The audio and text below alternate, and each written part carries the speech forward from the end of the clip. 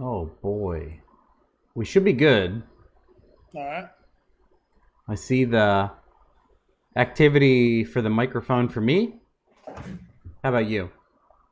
I don't know. I don't know what I'm looking at. I see it. No, Yeah. I'm, Can I'm you hear me? watching the EQs.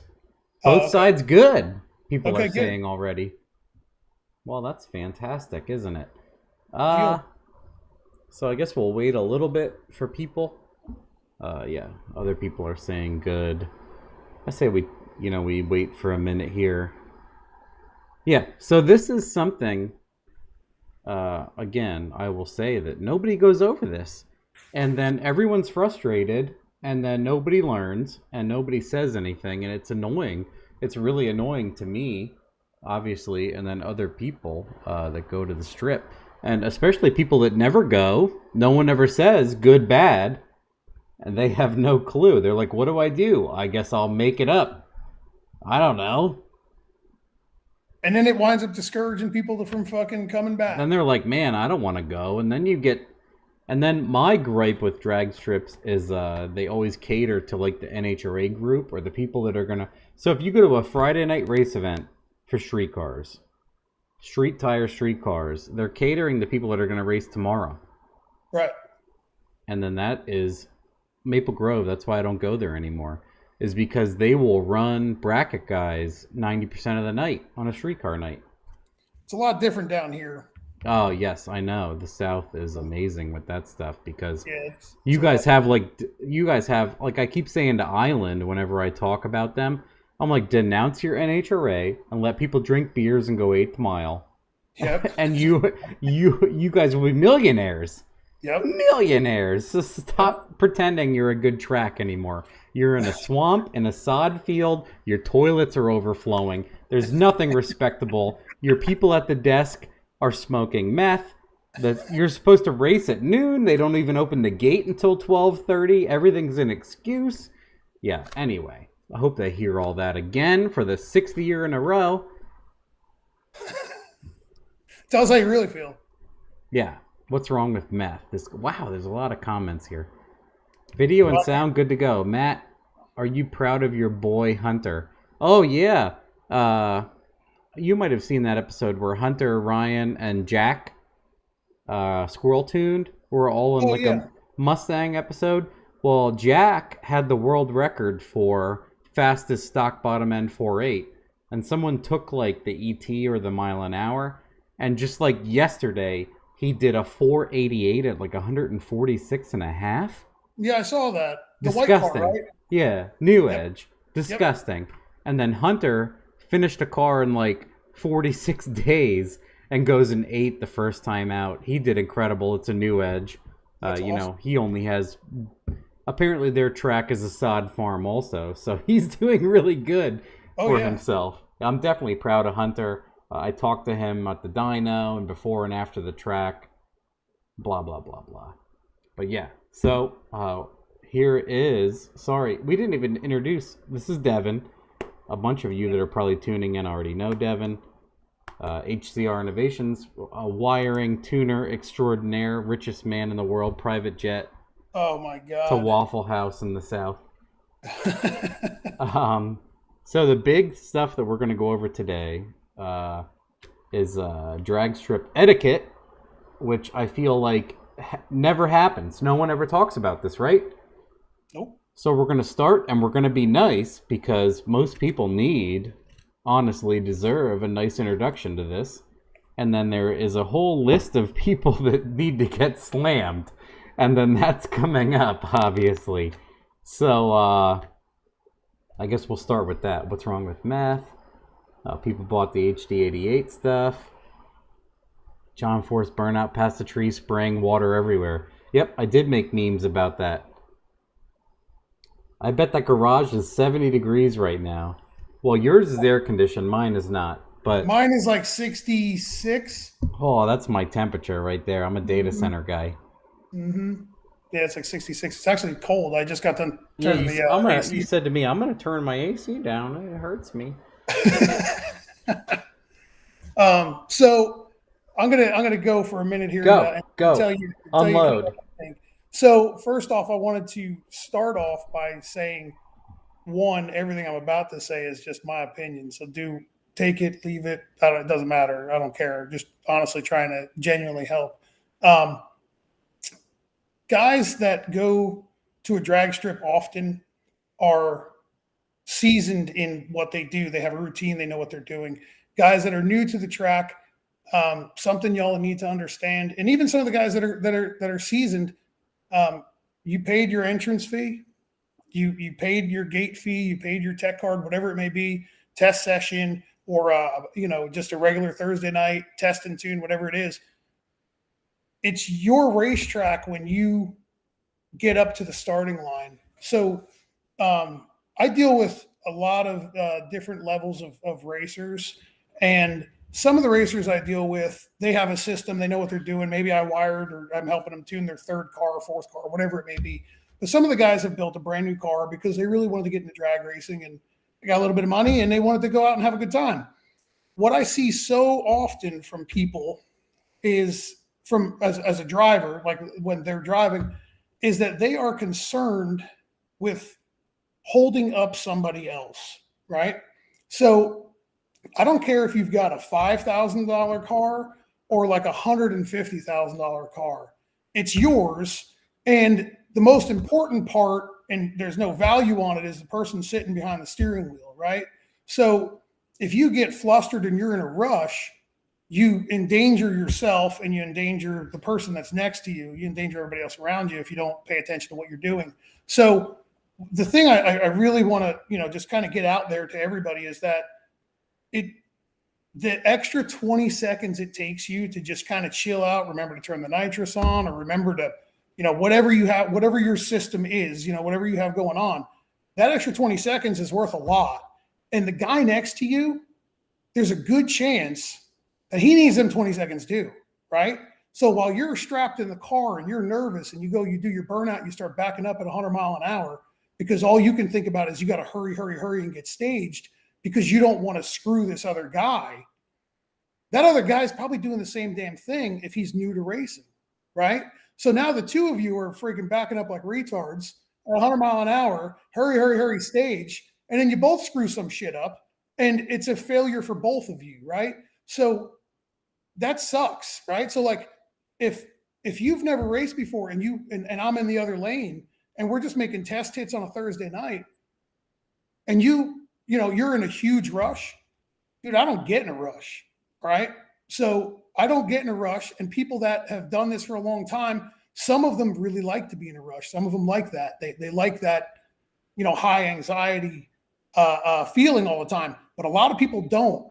And you just chill out, right? So like, just because in your mind you think, well, I don't have as much of a race car as the next guy or whatever it may be, that doesn't matter. I don't give a shit. Like you could pull up next to me with some thing falling apart, and as long as it's kind of past tech and it's reasonably safe, I would much rather you spend the extra 10, 20, 30 seconds to make sure that your belts are tight, to make sure that your gloves are on, to make sure that your helmet's strapped right.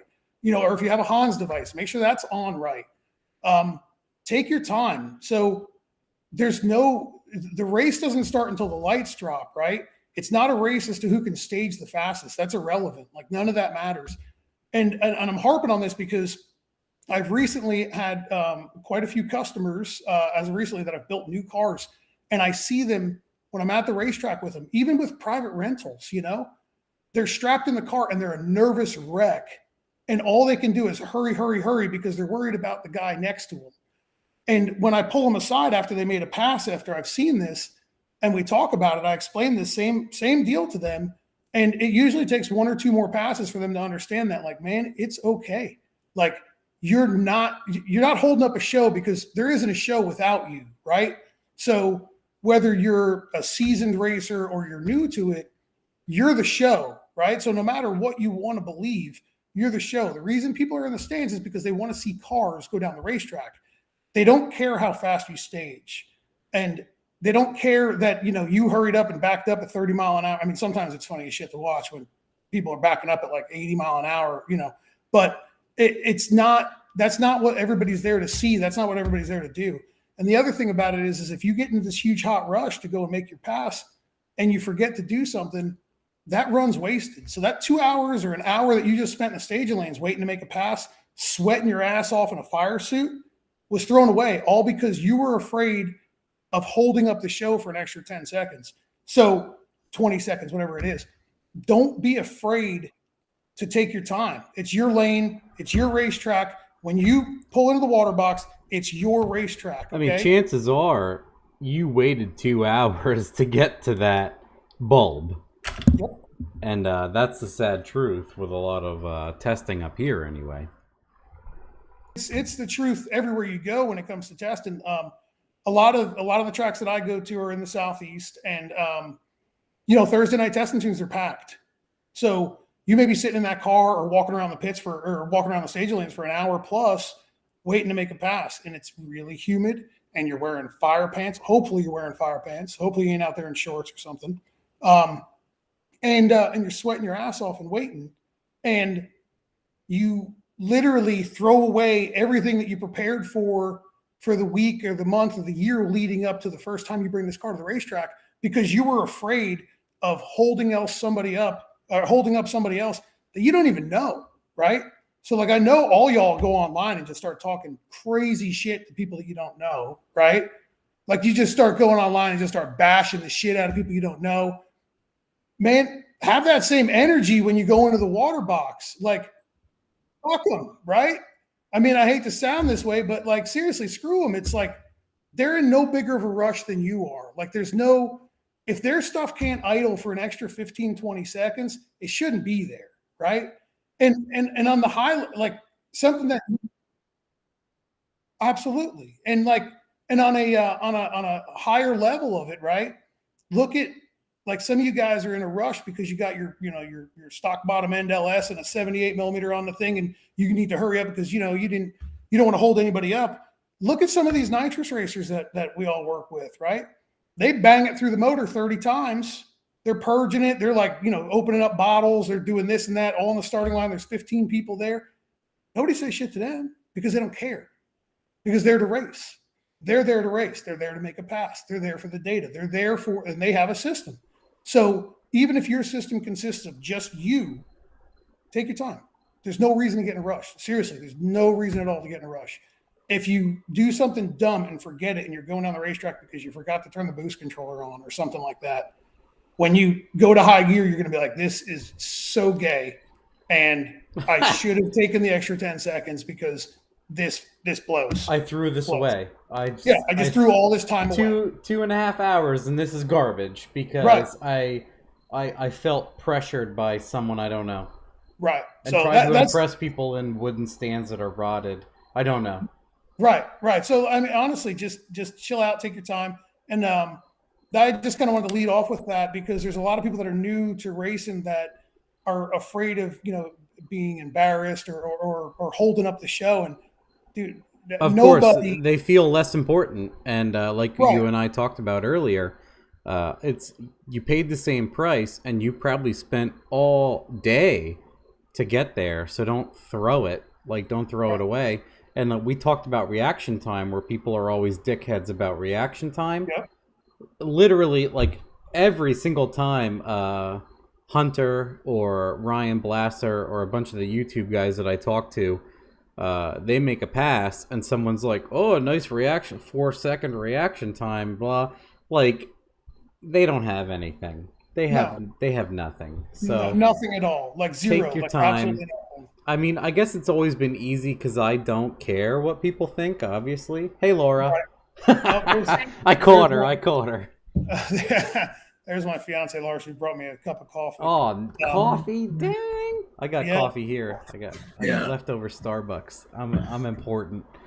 No, that's too rich for my blood. I waste it all on race car stuff. Yeah, I got you. But yeah, same thing. Like they'll just throw their whole day away because they think they are rushing. But me, I'll stand there on my Fairmont and foot brake it till almost the light times out on me, and then let it fly. Because you said, it doesn't matter. Some people are running a 17-second quarter mile. So if you run a 13 after 5 seconds, you took no more or less time than that guy.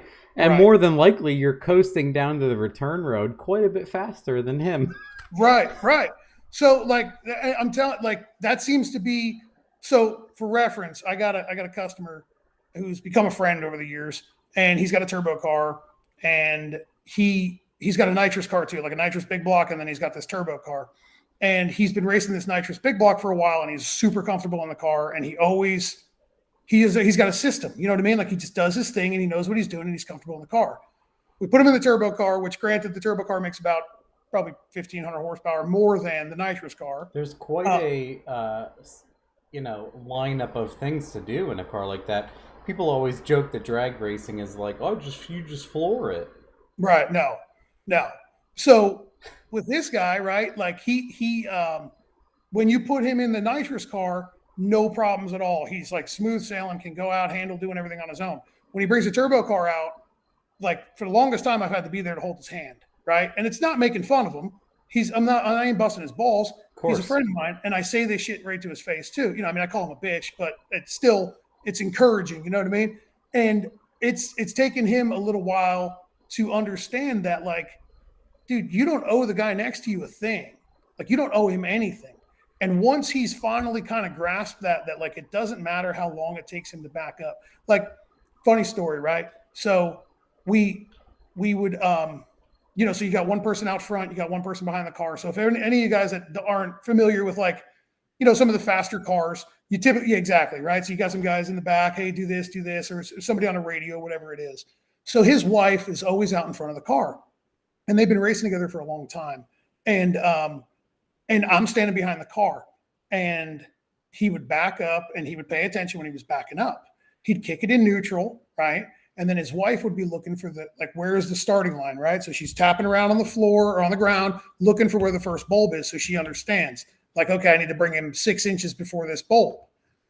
He would just start pulling forward and not waiting for her to start signaling him. Okay. So I warned him, and I said, listen, when you're in the car, I don't care how in a rush you think you are. I don't care that the other guy just lit his top bulb. It doesn't matter. If the car's crooked and you didn't pay attention to your wife, or you didn't wait for your wife to signal you which way to turn the wheel, you can hit the damn wall. You're dropping the ball. You are. Right. You're right. choosing. And you're behind the wheel of a $200,000 car. Do you want to wad it up because that guy was in a rush, or you thought that guy was in a rush? So I said, do it again, and you're going to pay for this shit. Like, I promise you're going to regret this if you do it again. So he said, okay, I'm sorry, whatever. And he was a little crooked, but it wasn't a big deal. But I told him, if you do it again, you're going to regret it. So we go in the first round. He does his burnout, and he's backing up. And I was standing right at the back end of the car. And he just starts pulling forward, and I notice that his wife is still looking for the first bulb. So I hit the kill switch.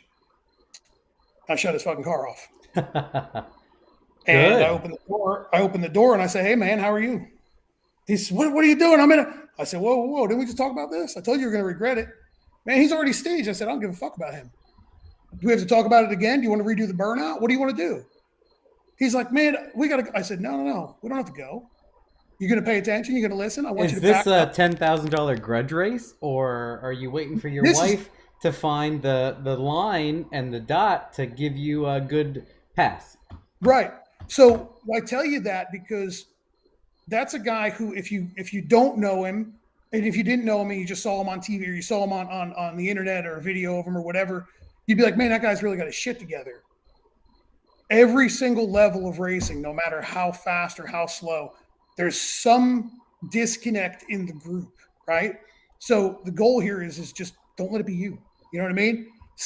There's a disconnect somewhere in the group, right? Whether it be the guy who's always historically forgets to check tires, or whatever it may be, there's some disconnect in the group that is racing. So just chill out, relax, have a good time. Because the whole point of all of this, and all the money we spend, all the effort and the time, all the bad relationships, all the ruined relationships, all of this is in the quest to have a good time, right? It's to have fun.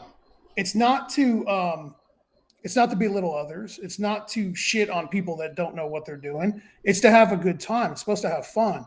And I'll say this, even though it's hot and miserable, being at the racetrack is the people that you meet at the racetrack when you're there often, they're some of the best people you ever meet in the world. And I really mean that. There's people that will literally, just last weekend, I had a guy take parts that were supposed to go right on his car, but he broke something and he loaned them to me so that I could make second round. And I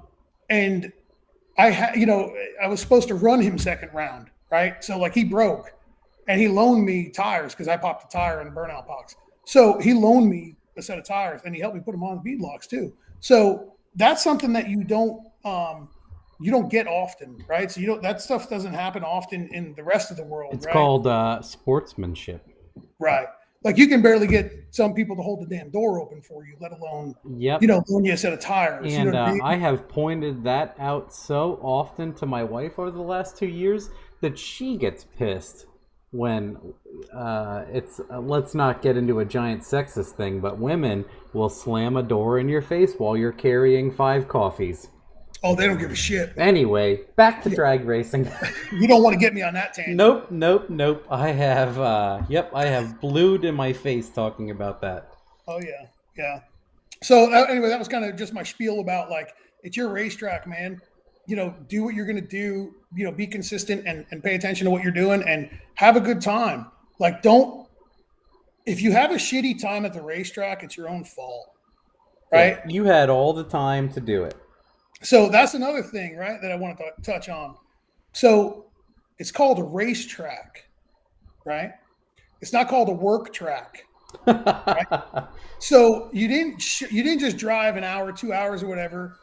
You didn't just put your friggin' car out of your garage with all your tools into your trailer to drive 2-3 hours to unload it, to then go work on it in like a grassy, shitty pit area with a whole bunch of bracket racers that are sitting there whoop-on and kicking the carburetor and whatever. I'll jump in. I'll do my classic interrupt.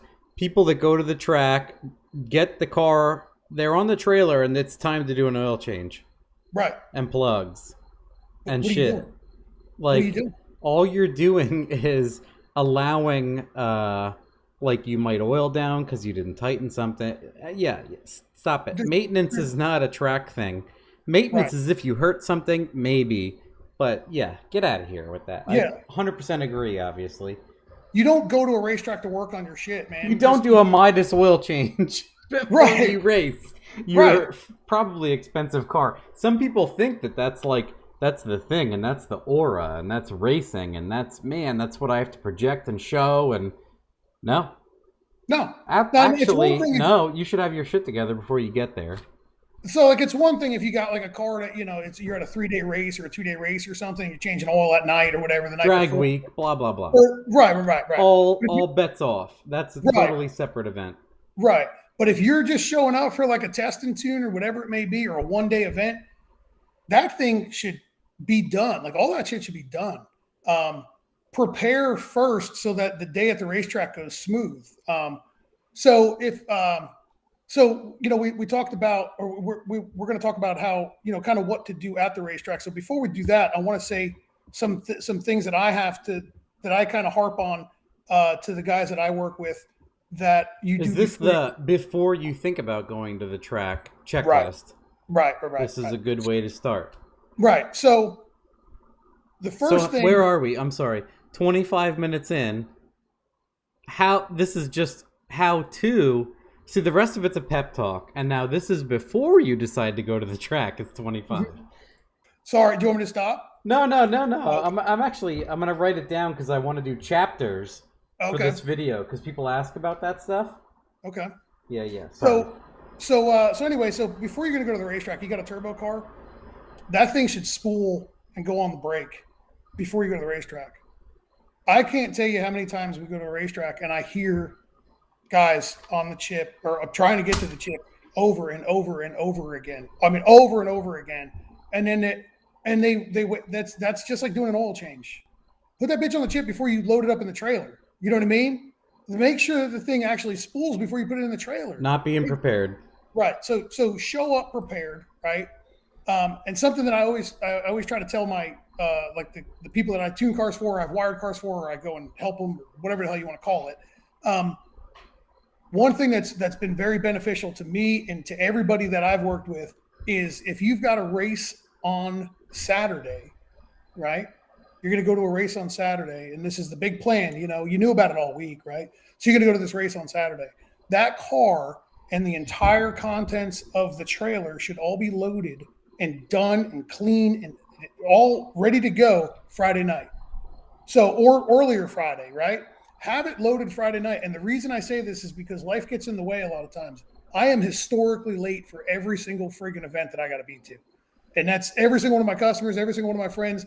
Everybody will tell you I am historically late. I'm typically an hour late, right? And it's because shit happens, right? It's because one of you guys gets me on the phone saying you forgot to ground your fucking engine because your Terminator X and whatever the hell it is, and you don't shut up, and I wind up getting distracted from doing what I was doing, and now here I am, and I'm an hour late. It does plan on being, if you plan the day before, like, hey man, I'm going to load everything up. I'm not going to sweat my ass off first thing in the morning to get all this stuff done. You can wake up, you can be relaxed, and then you can leave when you want or when you're supposed to, and you don't have to be stressed about it. So that's a huge thing, man. Like, because if Saturday is your race day, your first half of your day shouldn't be like busting your ass to get all your stuff in your trailer and get all your shit together to go to a race or whatever it may be. It should be your routine, which right, shouldn't right. be inhibited by your lack of preparation. Right. So that's just something prior to going to the racetrack. Like I always try to, and that's kind of geared more towards the guys that are, I guess I'd say the ones that are trailering their cars to the track for sure. You know what I mean? Yeah. And I know the demographic that we're talking to, and most of y'all better have a trailer. All right. Because I've seen some shit. All right. I've seen y'all launch some shit that I'm very impressed by, like the destruction. Like it's impressive. Like I've seen some shit. So I hope y'all got a trailer.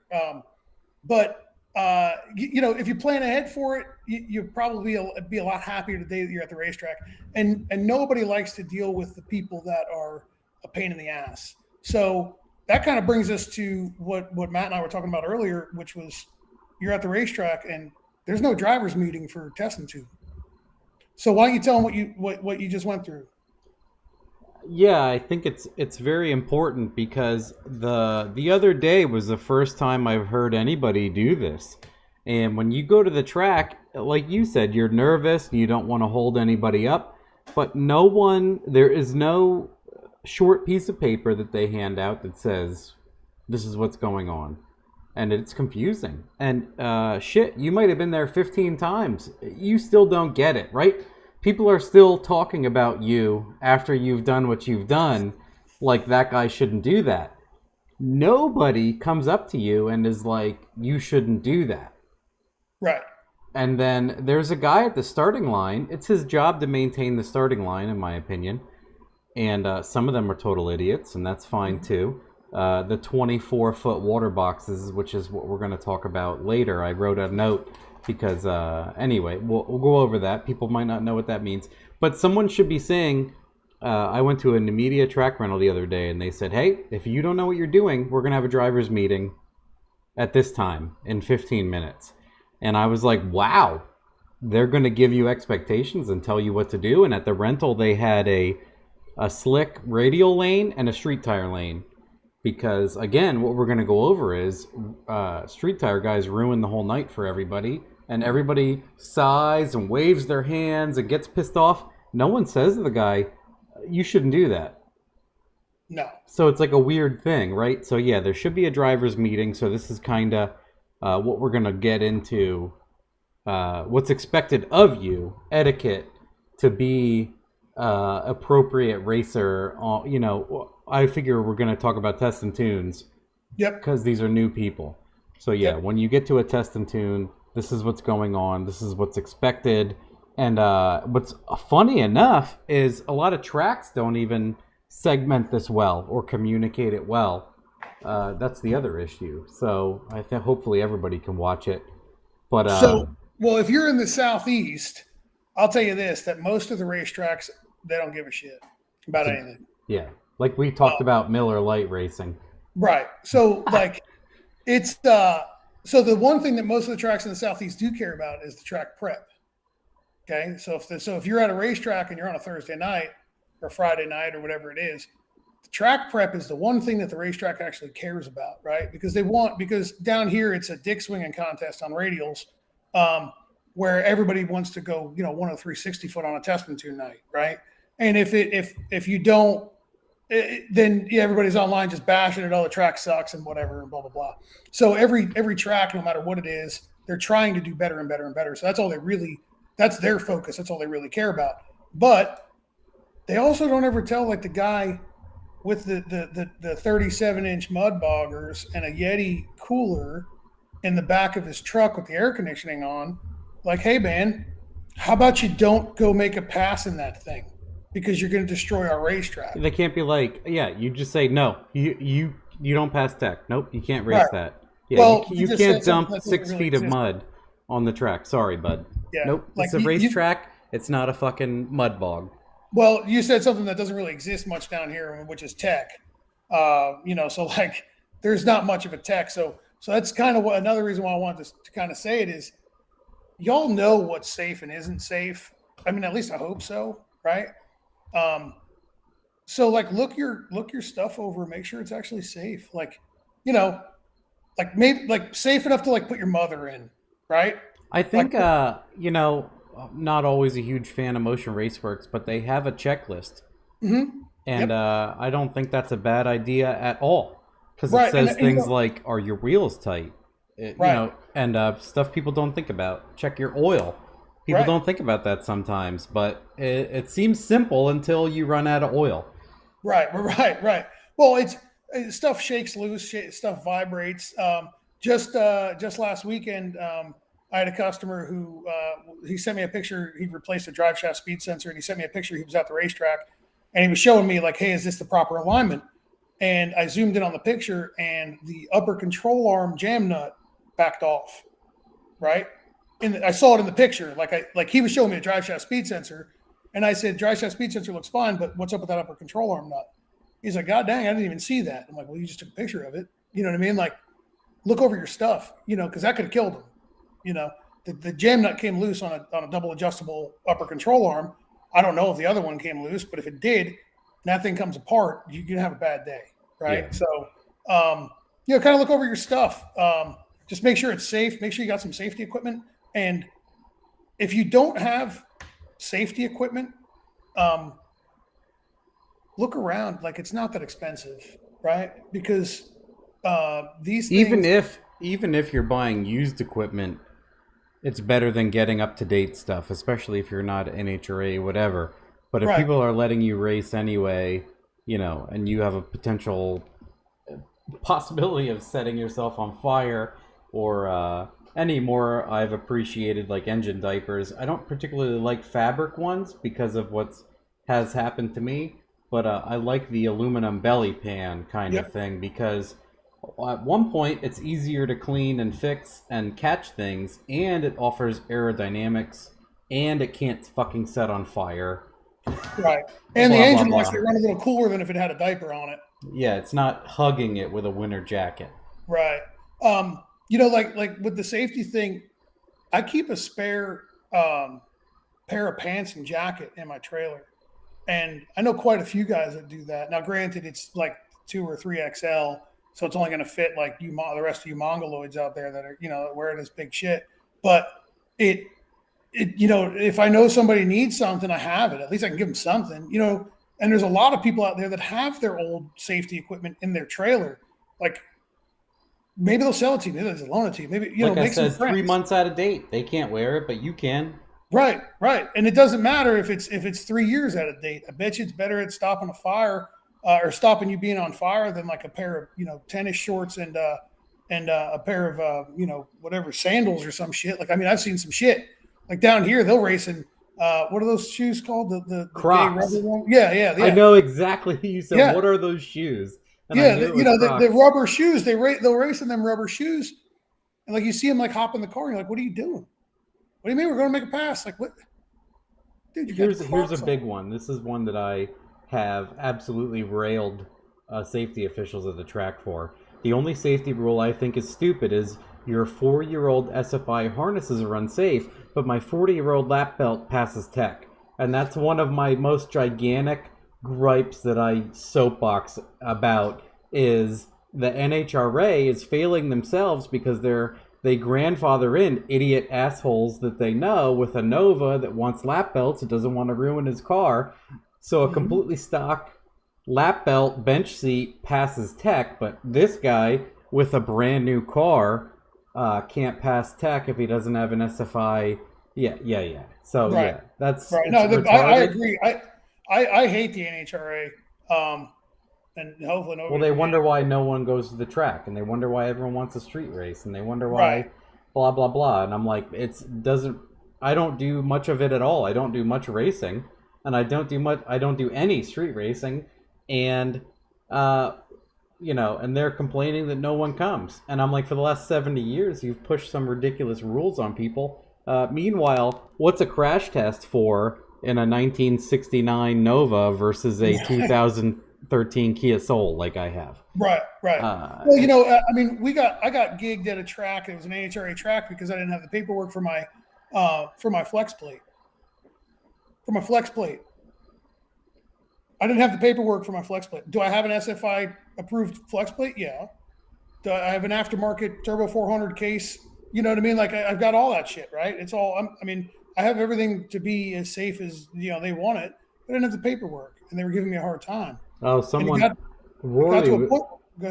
Rory was just saying, can we cover not being scared to hold up the track official if you see fluid or something other? Oh, fuck yeah. Yeah, because he mentioned earlier that my buddy Cameron with the 8-second Crown Vic, Rory was lining him up. And Rory saw like water someone dragged or coming out of tailpipes or air conditioning or whatever. And he's like, can you at least mop that? Can you do something? And they may or may not have been resistant. But he's like, this is a fast car. That can't be there. Thanks. So I can touch on this. You went on it in the beginning, but yeah, you know your car, and you don't want to throw the whole pass away because a guy won't swing them up. Right. So just I want to say it was not this past Saturday, but the Saturday before. We were at a racetrack and we were testing, and we had my convertible, and buddy of mine's driving it, and I'm behind the car, and Laura, my fiance, is in front of the car. She's listening to me, Well, anyway, I didn't see it. I'm behind the car. Laura didn't see it because the lighting was pretty shitty, and from where she was standing, it was pretty shitty, but there was a track official standing literally 4 or 5 feet away from the problem, okay, and was too busy playing on his cell phone. And this taught me a lot, right? So like now if I see that there's like the starting line group guys are kind of like lax or like, just kind of bullshitting around, I'll hold the car up and I'll go out and look the racetrack myself. If I'm lining the car up or if I'm driving, whoever's working with me will make sure that they go out and look at the racetrack for the first 20, 30 feet. So if you've got a reasonably fast car, you already have the understanding of that it's more than a one-person gig, right? So like this isn't just hey, I brought my car to the racetrack, I'm going to go out here and go 450s in the eighth, and then I'm going to just haul it home. There's probably some people out there that can do that, but they've probably been doing it the other way for 20 years prior. So, if you've got people with you, if you're sitting in the staging lanes for 2 hours, right, and you're doing nothing, don't be afraid to go walk up to the starting line and just watch. Just like you said, it's yeah. If it took you 4 seconds to line up and 30 seconds, doesn't matter. Right. So take your while that car's sitting there in the staging lanes for hours, go up and watch the guys on the starting line. Like not the other car. I mean, you watch the other cars and Spectator or whatever, but watch the starting line, right? Like watch the people that are running the starting line. Yeah, like they don't even want to be here today, so I better pay attention because they're not. Right. And if you see a guy that's out there and on top of it like nonstop and he's holding cars up, hey, hang on, I got to do this, I got to do that, then you're in good hands, right? Yeah. And I'm not going to say anything bad about the racetrack we were at because we've always had very good success there, and we've always felt like we were in good hands. It was a slip up because it was late. The dude was about to set. We were swinging for it for a fast pass, and there was a little bit of oil on the racetrack. right on the right-hand side of the groove, and that's where I wound up putting the car, and it caught the corner of it, and it could have wrecked the car, but fortunately it didn't. You could tell when you run something over, if it spins and keeps spinning, even though you're out of the throttle, it's got some shit on the tire. It obviously stops, but usually if you zip a radial and the tire spins and you get out of the throttle, it'll grab again real fast. Where if you run through something and then spin the tire, it'll just continue to keep spinning. So to the original topic, which was don't be afraid to hold up the show because you want the track looked at. You're strapped in the car. Let's just say you're by yourself. You're strapped in the car. You're 4 cars back, and then you see somebody who rolls down the racetrack. All right, you're in there for a little bit because I got to clean that up. But if you see 3 cars in front of you, and now they've got the mop out, and they're just kind of swinging it like lazily, right? And then that guy spins, and then the guy after him, he spins, and now you're up. Man, say something, right? Or hell, do your burnout, when you're backing up, to open the door and wave the starter over and be like, hey, man, can you just look at that racetrack? And don't be afraid to cut that son of a bitch off. Like, if you're not comfortable going on the racetrack, don't be afraid to cut it off. Like, I got no problem shutting this thing off and getting out of the car if I have to say something. And what are they going to do? It's not like somebody's just going to show up with a tractor, scoop the thing up, and throw it in the dumpster and next. No, they're going to do shit. Like, nobody's going to do shit. Everybody's just going to sit back and go, well, God dang, he was right. There is something on the racetrack. Or, man, get back in the car. You're over dramatic. An oil down takes a lot longer, and someone kissing the wall takes a lot longer to clean up. Yeah. I mean, and like Laura just told me, she reminded me last weekend when I think we were at Galat. Someone was just talking about that in the chat. I don't know if you're following. No, I can't even see the chat. I don't know. If you can look it up on your. Let me read what he said. Sean Marrow says, "Amen." Yep. Last final cut at Galat. Because they stopped doing track prep. Preach, brother. Yep. He was there. So we went to the semis in a 28s run with your brung race, right? And I was tuning a car for a customer, and we were up against another really fast car, and I was outside of the car. I was on the starting line, and I was up on the starting line with the guy who helps the car that we had to race in the semis, and the two of us were both standing on the starting line, and that bitch from Galat, okay? This woman she's a terrible human being, okay? And I hope she sees this because she'll remember my face because I've told her that she's worthless numerous times right to her face. And Laura can attest, I have literally torn her a new asshole multiple times. Everybody else at that facility is fantastic. That woman is goddamn terrible, right? And that's terrible when 99% of your people are awesome and one person brings the average. Oh, she's terrible. She's literally the anti. Right. I heard her in the background. Yeah. So she literally. So this is right before semis, right? These are 2 cars that are, 2,500 plus horsepower cars on 275 radial tires, and she goes to the starting line guy who's about to jump on the tractor to prep the racetrack for semis.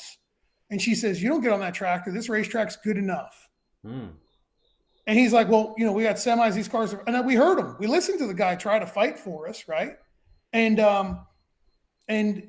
she says, you ain't touching this racetrack. If you touch this racetrack, you're fired. And I said, God dang. All right. Well, fortunately I was there to hear it. If I wasn't standing there to hear it, we would have noticed that we didn't hear the tractor running. Right. And the dude was setting. So we knew we were in for a slip and slide. So I made a tune-up change, and we wound up both cars spun, but we just spun less, right? So we wound up getting the win, and then we were going to go to finals. And the finals was actually between 2 of my customers, which was pretty awesome to see, but they wound up getting called for curfew. So the finals didn't get to run, but it was probably a good thing because they weren't going to prep the racetrack again. So to what that guy was saying originally, are you afraid to hold up the racetrack because of, maybe something on the racetrack or whatever? No, I don't give a shit. Make them work. I mean, seriously, don't give a shit. If you've got your money, your time, your effort, your sweat equity invested into one of these cars, no matter how much it is, right?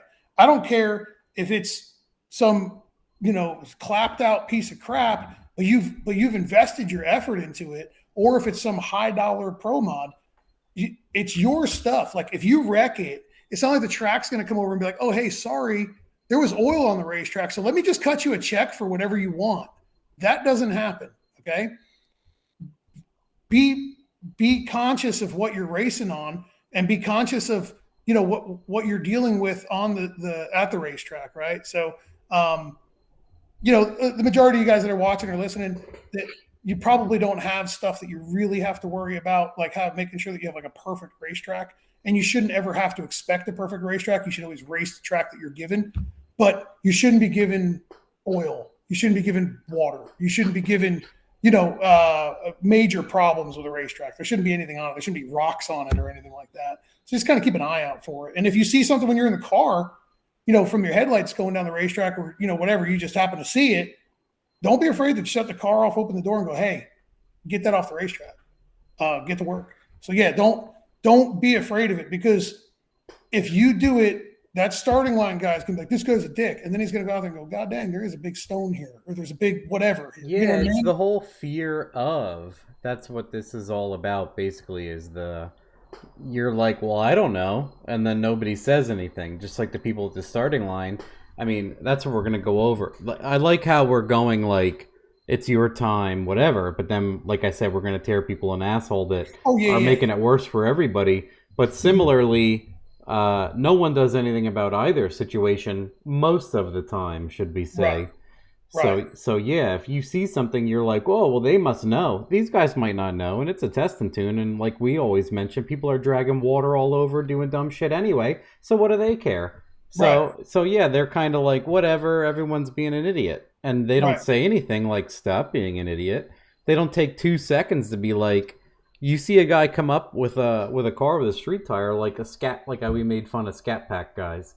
Like, you have a street tire. You should be like, bro, you're driving around the water.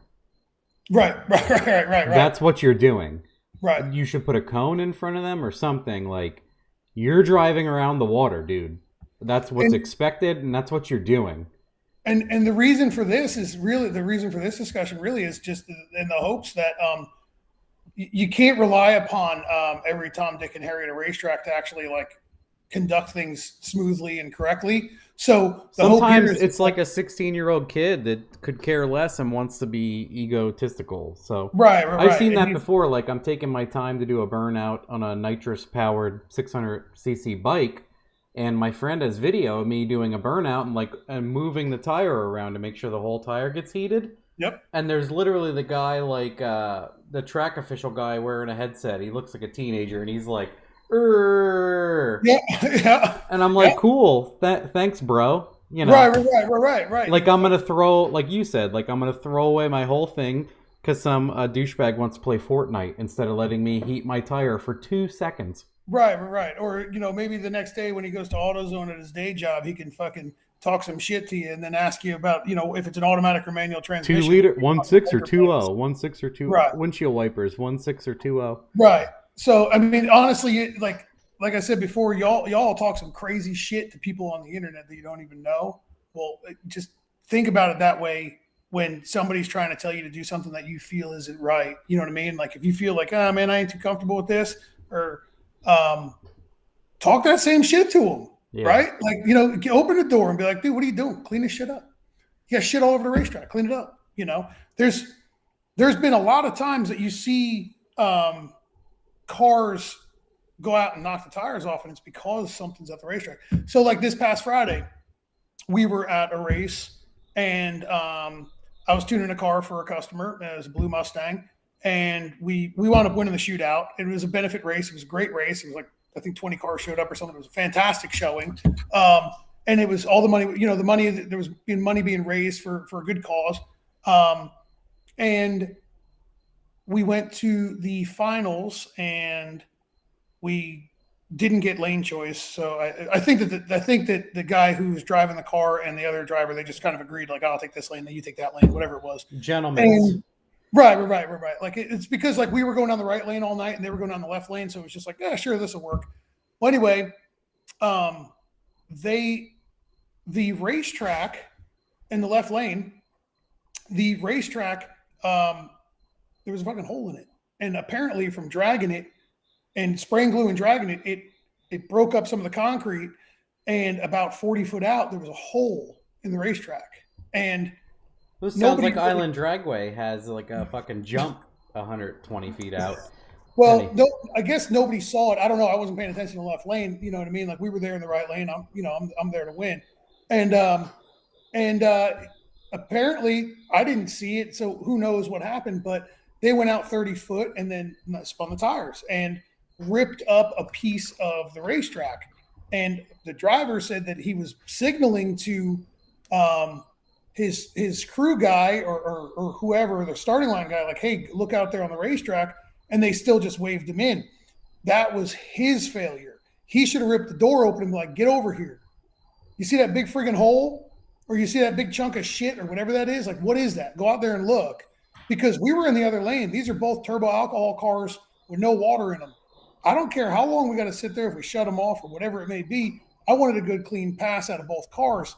I didn't like winning. What a waste it is at that level to throw away a pass.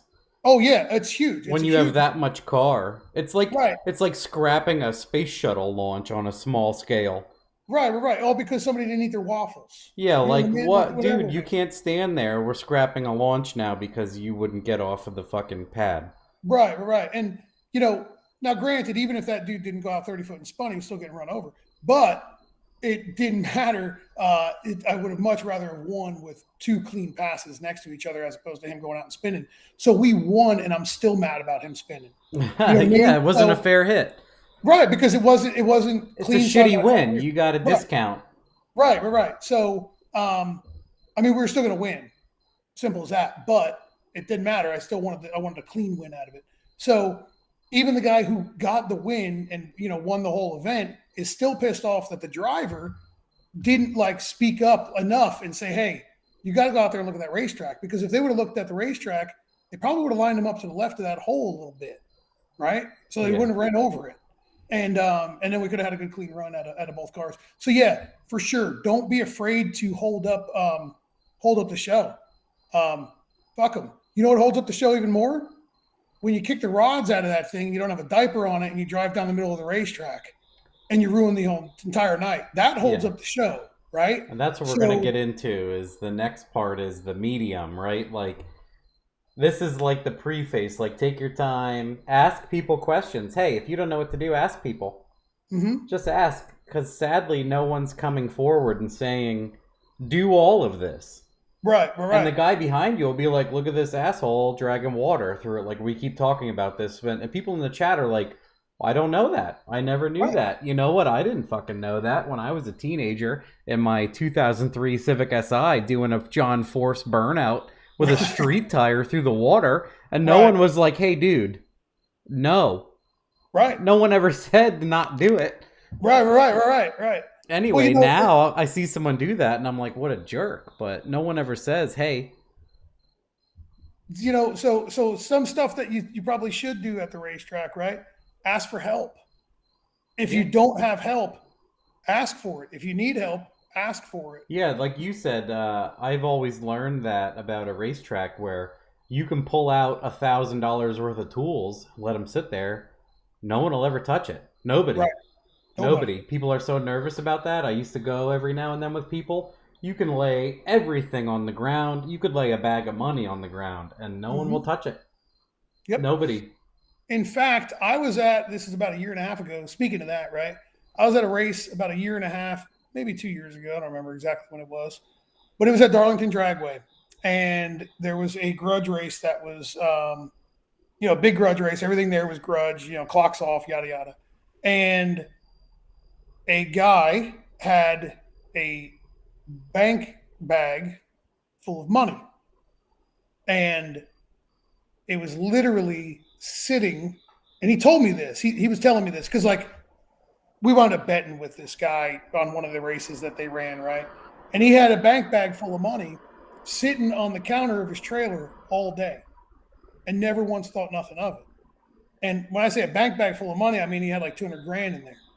And it sat on the counter of the trailer, and he never once thought about it. It didn't matter because he knew nobody's going to mess with your stuff. nobody steals at a racetrack. Nobody, no, you know what I mean? Like nobody, at least you hope not, and keep that tradition alive. If you're going to a racetrack and you're new and you see something shiny that isn't yours, fuck off. Like, don't touch it. You know what I mean? And if you see somebody who's touching it that shouldn't be, maybe say something. But at a racetrack, there's a lot of respect between fellow racers that is really important. I think it makes it one of the most sportsmanship-like sports out there, and the most enjoyable group of people to be around. So, but no, you absolutely you can trust whatever you want at a racetrack, typically, And if most people that had never been to a grudge race came to that grudge race with all that money that was sitting on a counter for all day, they'd have been scared to death, because there's a lot of shit talking that happens at a grudge race in the South. Yeah. And there's a lot of you think everybody's ready to fight each other, but that's not what it is. It's just getting into each other's heads so they can gamble a whole bunch of money. It's part of the game. It's just the game. Yeah, absolutely. That's all it is. I learned that when I was story time, like when I first started racing motorcycles, and I would go to ATCO, and there was just a whole giant group of motorcycle guys. ATCO, when I would race there, would be majority of motorcycle racers. Yep. And those guys introduced me to dollar bets. Yep. And they would have dollar bills folded into toothpick sized fans, shoved in the hand controls of the bikes. And they'd be like, we'd be rolling up, and what's his name would be like, right lane, left lane. Right lane would win. He'd hand him the and shove it in his hand controls back and forth. And I'm like, oh yeah, it's just fun. And then we had we would have a guy running up and down the lanes, and one of my friends was like super worried. He's like, oh man, people are running around asking for money and throwing money around and whatever.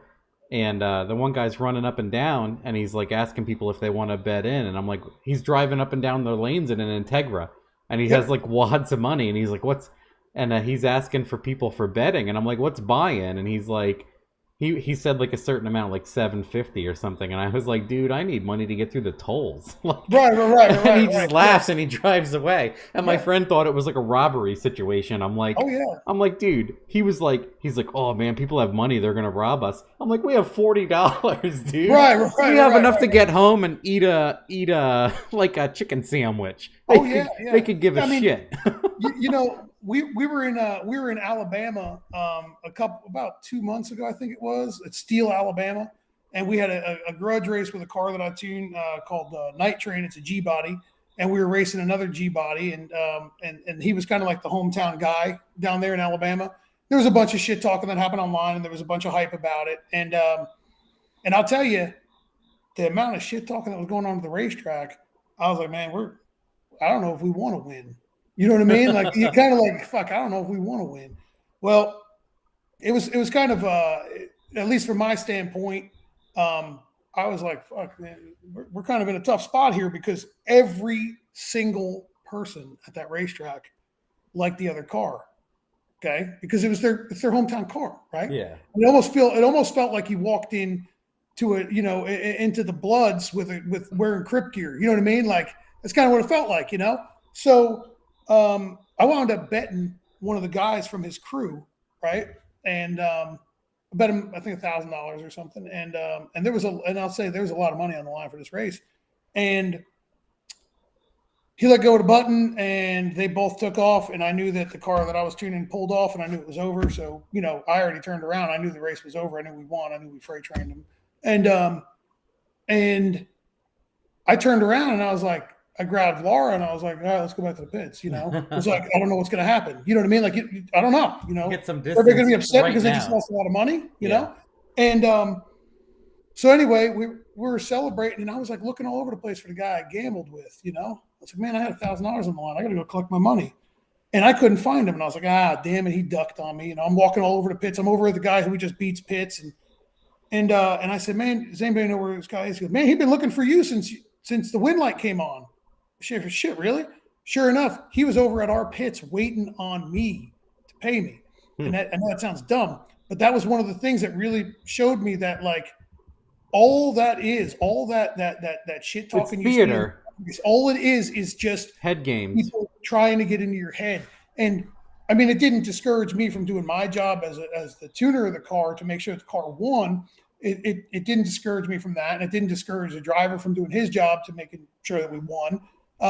But it sure as shit got into my head thinking, God dang, man, am I going to get paid? Probably not. I don't know. You know what I mean? So, but either way, that level of racing is substantially different than you going to a test and tune. So like we were talking about earlier, holding up the show, when you go to a grudge race, there's like 500 to 700 people on the starting line.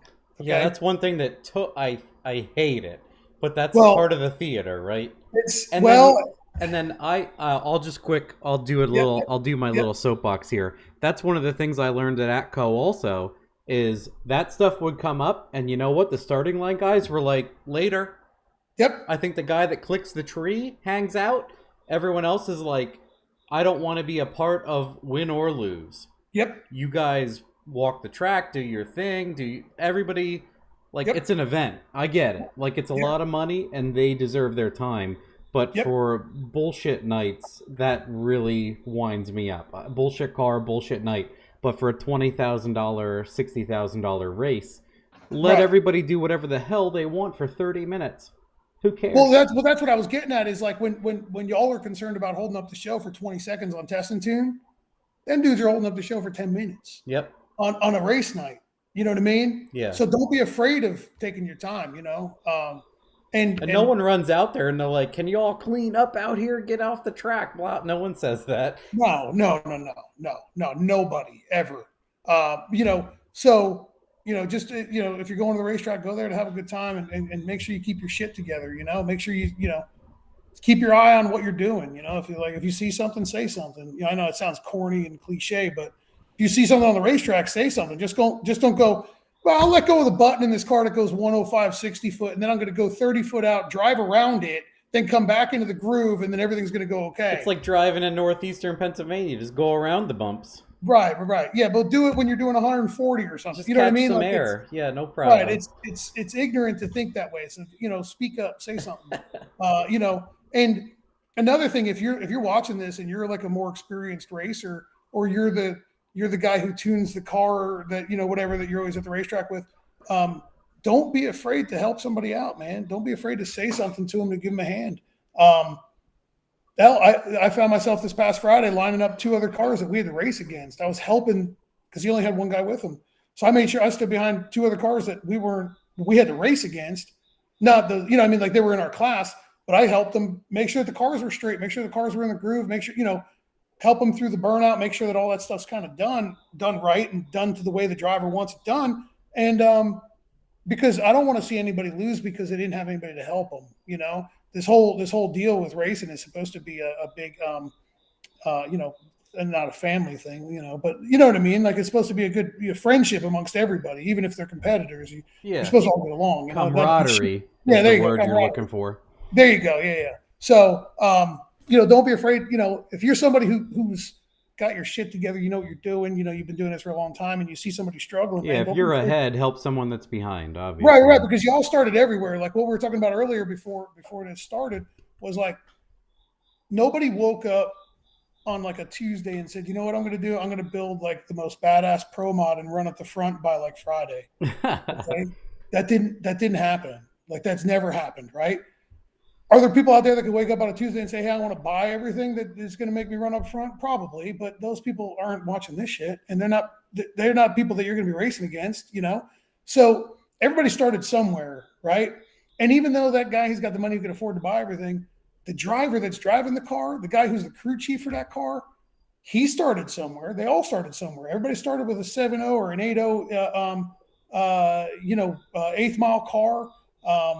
Or maybe they all started with a Honda Civic with wheelie bars on it, right? Or like my old. No, yeah, and we talk about taking your time, because the routine is what makes you a consistent and valued driver.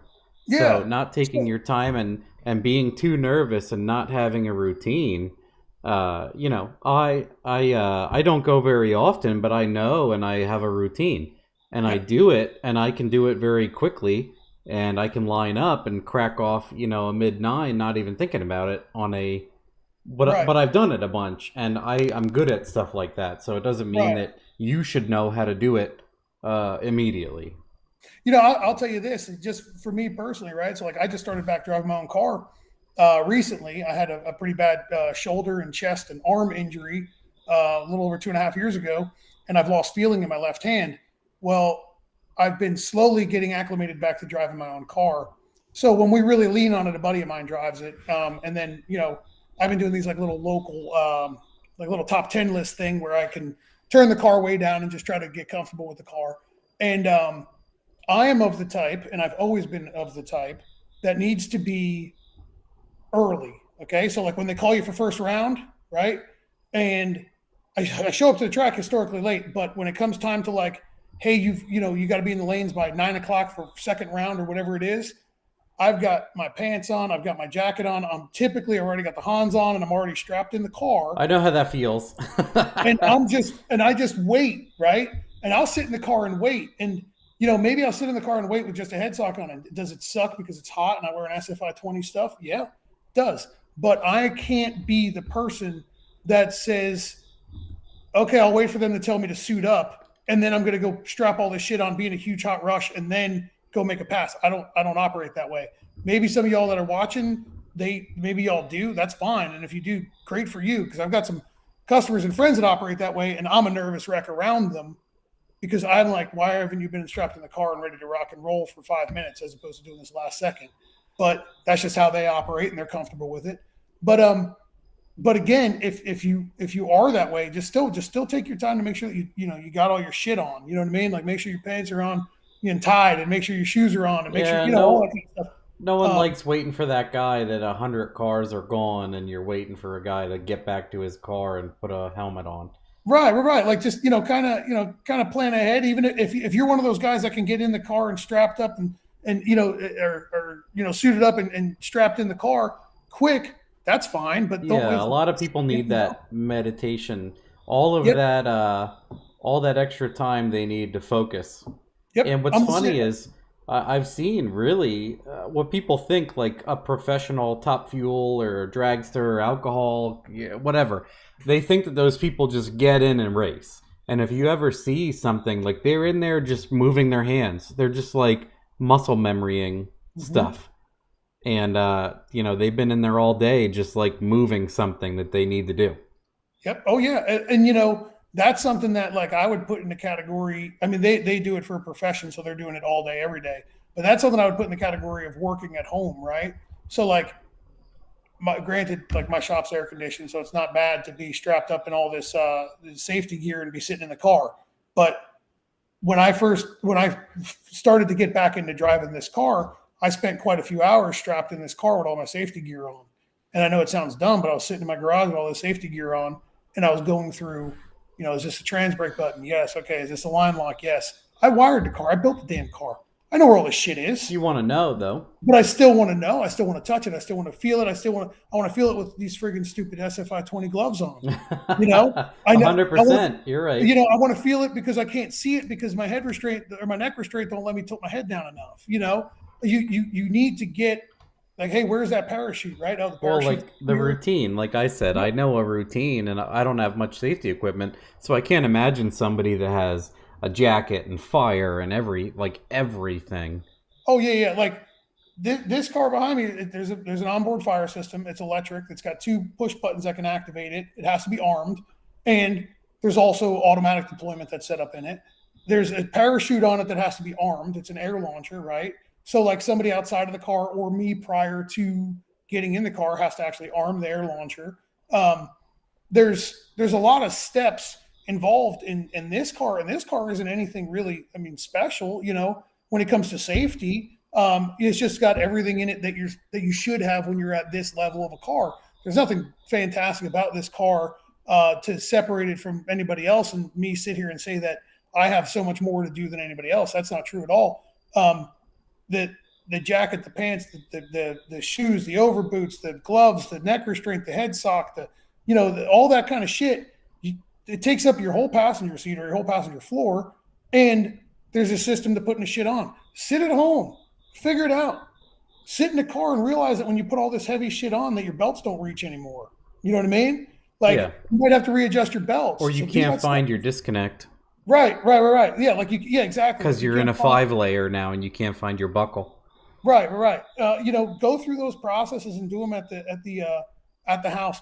You know what else is another one, right? So my buddy, he drives my car. For some reason, he's got a damn problem opening up the driver's side door. I don't know what the hell he's doing. I don't know. I don't get it. Right? He can't open the fucking door, and like he just can't open the door. It got to the point where he actually broke one of the door handles like a couple weeks ago, like yanking on the thing. I was like, "What the hell are you doing? I don't understand what you're doing." And we kind of finally figured it out. He was pushed up against the door real hard trying to open it, and it wouldn't disengage. And once he stopped doing that, he was doing it with his forearm. Once he stopped doing that, it was smooth sailing.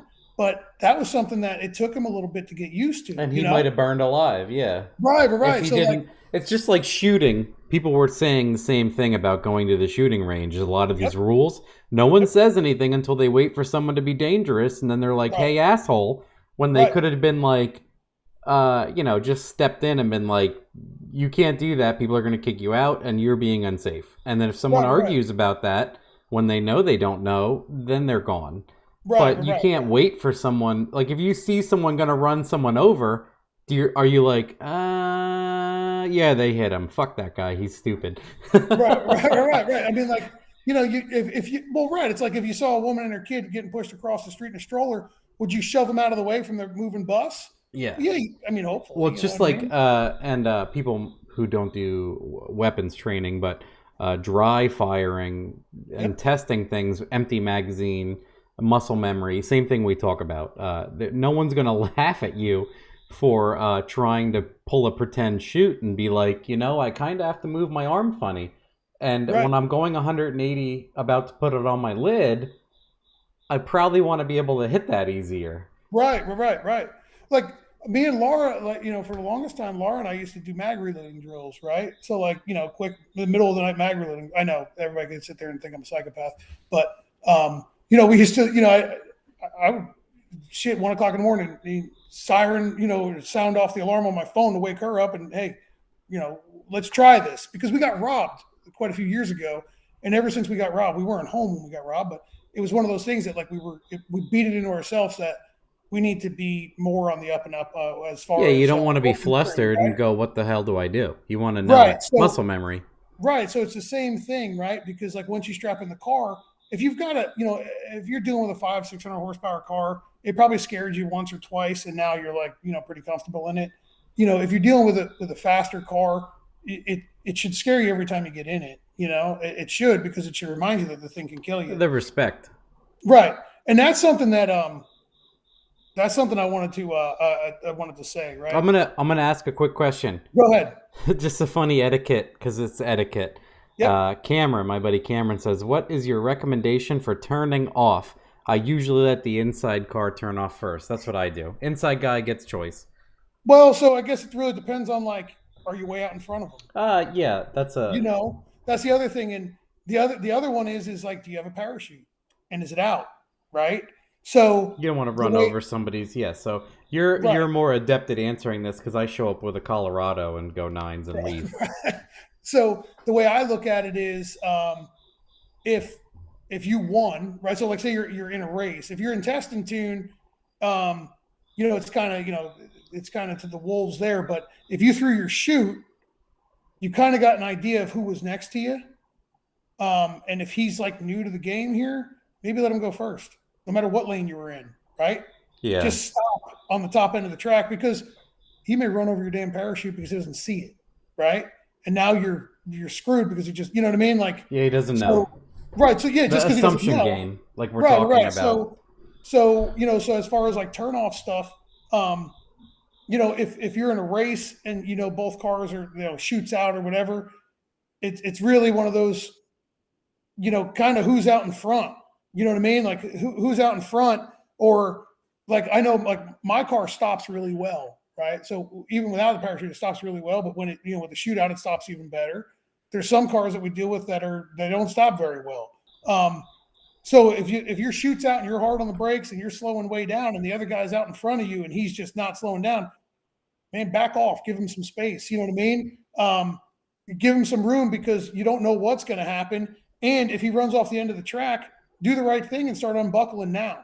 Because if he runs off the end of the track and there's something wrong, you should be hopping out of your car to go help him.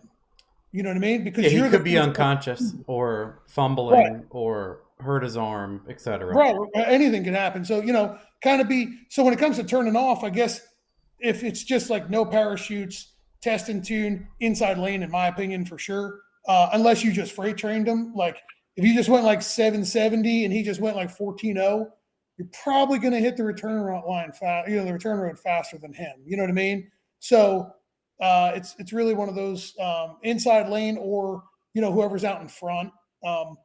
But sometimes it turns into what I call a Mexican standoff where you got both cars go, no, you go, no, you go. It's like when you go to a four-way stop sign. Canadian standoff, Mexican standoff. Yeah.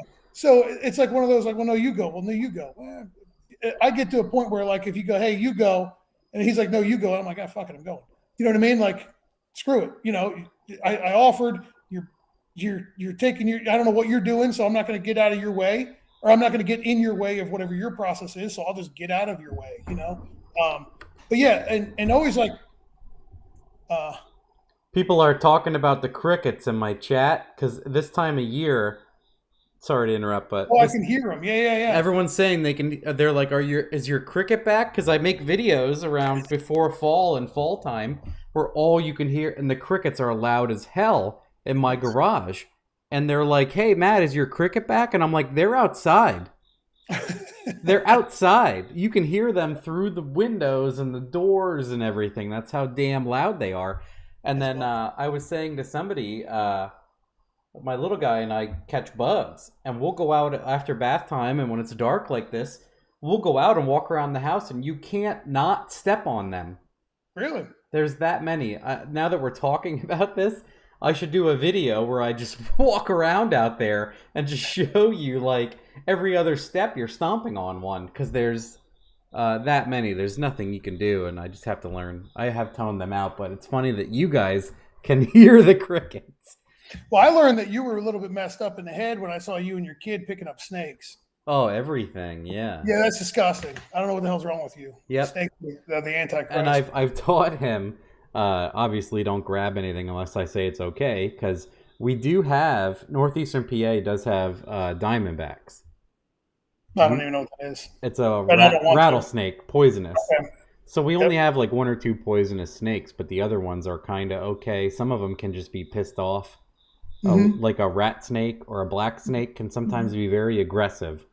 But I'll see ones and I'll be like, get it. And he'll just snatch it. And I'm like, whoa, the balls on this kid are amazing. Like, unbelievable. Like, I don't know anybody else's 3-year-old where I can be like, grab it. And he just grabs the snake. But I can't handle being even near it. I can't even be in this. I can't even look at pictures of them. You sent me pictures of them. Of him holding like a messenger. I mean, yeah, I was like, what the hell? That are as tall as he is. Yeah, that's I can't even. I said, what the hell's wrong with you? I just keep typing till the picture goes away on my phone, so I can't see it. Yeah, like I think I just kept sending you like the number 1 over and over and over again, so like I didn't have to see because I can't even look at. You just pushed it. Yeah, exactly. Like I can't even look at pictures of snakes. Like they'd scared a shit. I can't. Oh, my wife can't. She just she's like, what did you guys find today? And my kid even knows that she doesn't like him. He's like, a spider. And she's like, what else? He's like, other things. And she's like, okay. Yeah, that's funny. But I don't know I don't even remember what I was saying, what we were saying. We were talking about pull off, but I think we went over it enough. Yeah. So I think we should go. Should we? We'll ask these people here. Should we talk about shitheads, or should we do like a quick? I think we beat it enough in. Like, if you don't know what you're doing, ask. Should we do like a thing that you should do if you're a first-time person with a street tire? Yeah. Go ahead. Tell them. I'm gonna grab something to drink. Tell them exactly what you think. You know what I mean? Like for street tire stuff. Okay. I can tell you about Radial stuff, big tire, and all that kind of stuff. But street tire, I don't really do that. It's been like 15 years. I mean, I don't show up with a street tire since. Yeah, forever. But you're around a lot more of it than I am. Yeah. I always go on a test and tune night with people with street tires. Right. So yeah, give them the rundown. Let me grab something to drink. Yeah.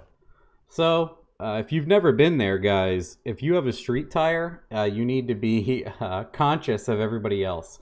And what happens is, I've done it. I'm making no no claims here where I'm a professional. I have showed up on a street night and brought a Civic with street tires, and you're like, cool, I'm at a drag strip. No one has told me anything. People are doing burnouts. I'm going to go up and I'm going to do a burnout. So I do a burnout in the water box. Well, here's what happens is with a street tire, it's meant to dissipate and hold water in the channels. So what you end up doing is soaking your wheel wells and getting the tire completely wet and dragging water out everywhere. So the next person that needs to make a pass has a completely wet track. And, you know, I didn't know this, but that's not what you're supposed to do. And then here's the adverse effect of that is your street tires spin like hell. Yep. And then while they're skipping and wheel hopping, they're tearing up parts of the track that are well prepped. So you're ruining it for everybody. You're literally ruining it for everybody. So, including yourself. Yeah, and I've had friends where I'm like, what? I tell them, don't drive through the water, go around, and maybe dry hop, like skip them a little bit after the water, nowhere near the water, just skip them real quick, maybe throw some stones or whatever you might have, and they always do better. Ironic, right? So they're not totally wet tire, and so that's what you got to do. You got to drive around the water box, and then one of my gripes real quick is some places have a total idiot on the starting line. Their water box is gigantic. It's like 40 feet long. And what I got to talk shit on is I haven't been to Cecil County in a long time. Jim Halsey. Some of his guys spray like 24 feet back. What the fuck are they doing? Are they watering the fucking city? Like what? You should realistically, what do you think? Like 3 feet. Yeah. 3 feet of water. And you need enough depth so that you could get a full rotation over the tire. And then what people, this is totally opposite of street tire. Guys, if you're on a street tire, you drive around it. Or if there's a street tire lane, you get in it. And then the other issue is a track doesn't usually designate street and radial. They prep both lanes and then people tear up both and then both people have a bad time. Radial guys are like, what's the fuck's with this water? And then people who don't know. And it's a big catalyst, reciprocating pain for everybody that no one goes, hey, don't do that. No one. It makes no sense to me that someone's like, hey, don't do that. You should not be doing that, blah, blah, blah. And if you screw it up the first time, that's all right. But hopefully somebody said something to you. I'm like, hey, bud, all you're doing is dragging water all over the place. You know, if you were speeding, someone would tell you you're speeding. They would pull you over and tell you you're speeding. Right. But anyway. As far as like on a radial, if you're new to this, some of you, the guys that are veterans that are watching this are probably gonna be like, Devin, shut up. But so I've got a process, and it's the same process with anybody I tune a car for, or the same process if I'm driving. I always, depending on the racetrack, sometimes you just have to pull straight through the water, right? Front tires through the water, but I always try to kind of do your best to avoid the front tires going through the water. But if you can't, you can't. It's just the way it is. I always wave the driver, or if I'm driving, somebody else waves me, so that the back tires have gone completely through the water and then right to the edge. Oh, yeah. That's what I was going to go over next. I'm going to read these quick because we're on topic and people are making good suggestions. Sorry to interrupt. No, you're fine. If you know you're going to let the rods out and you think you might break something, definitely have a catch pan. And then people might not know this. We all do, but no one says this out loud.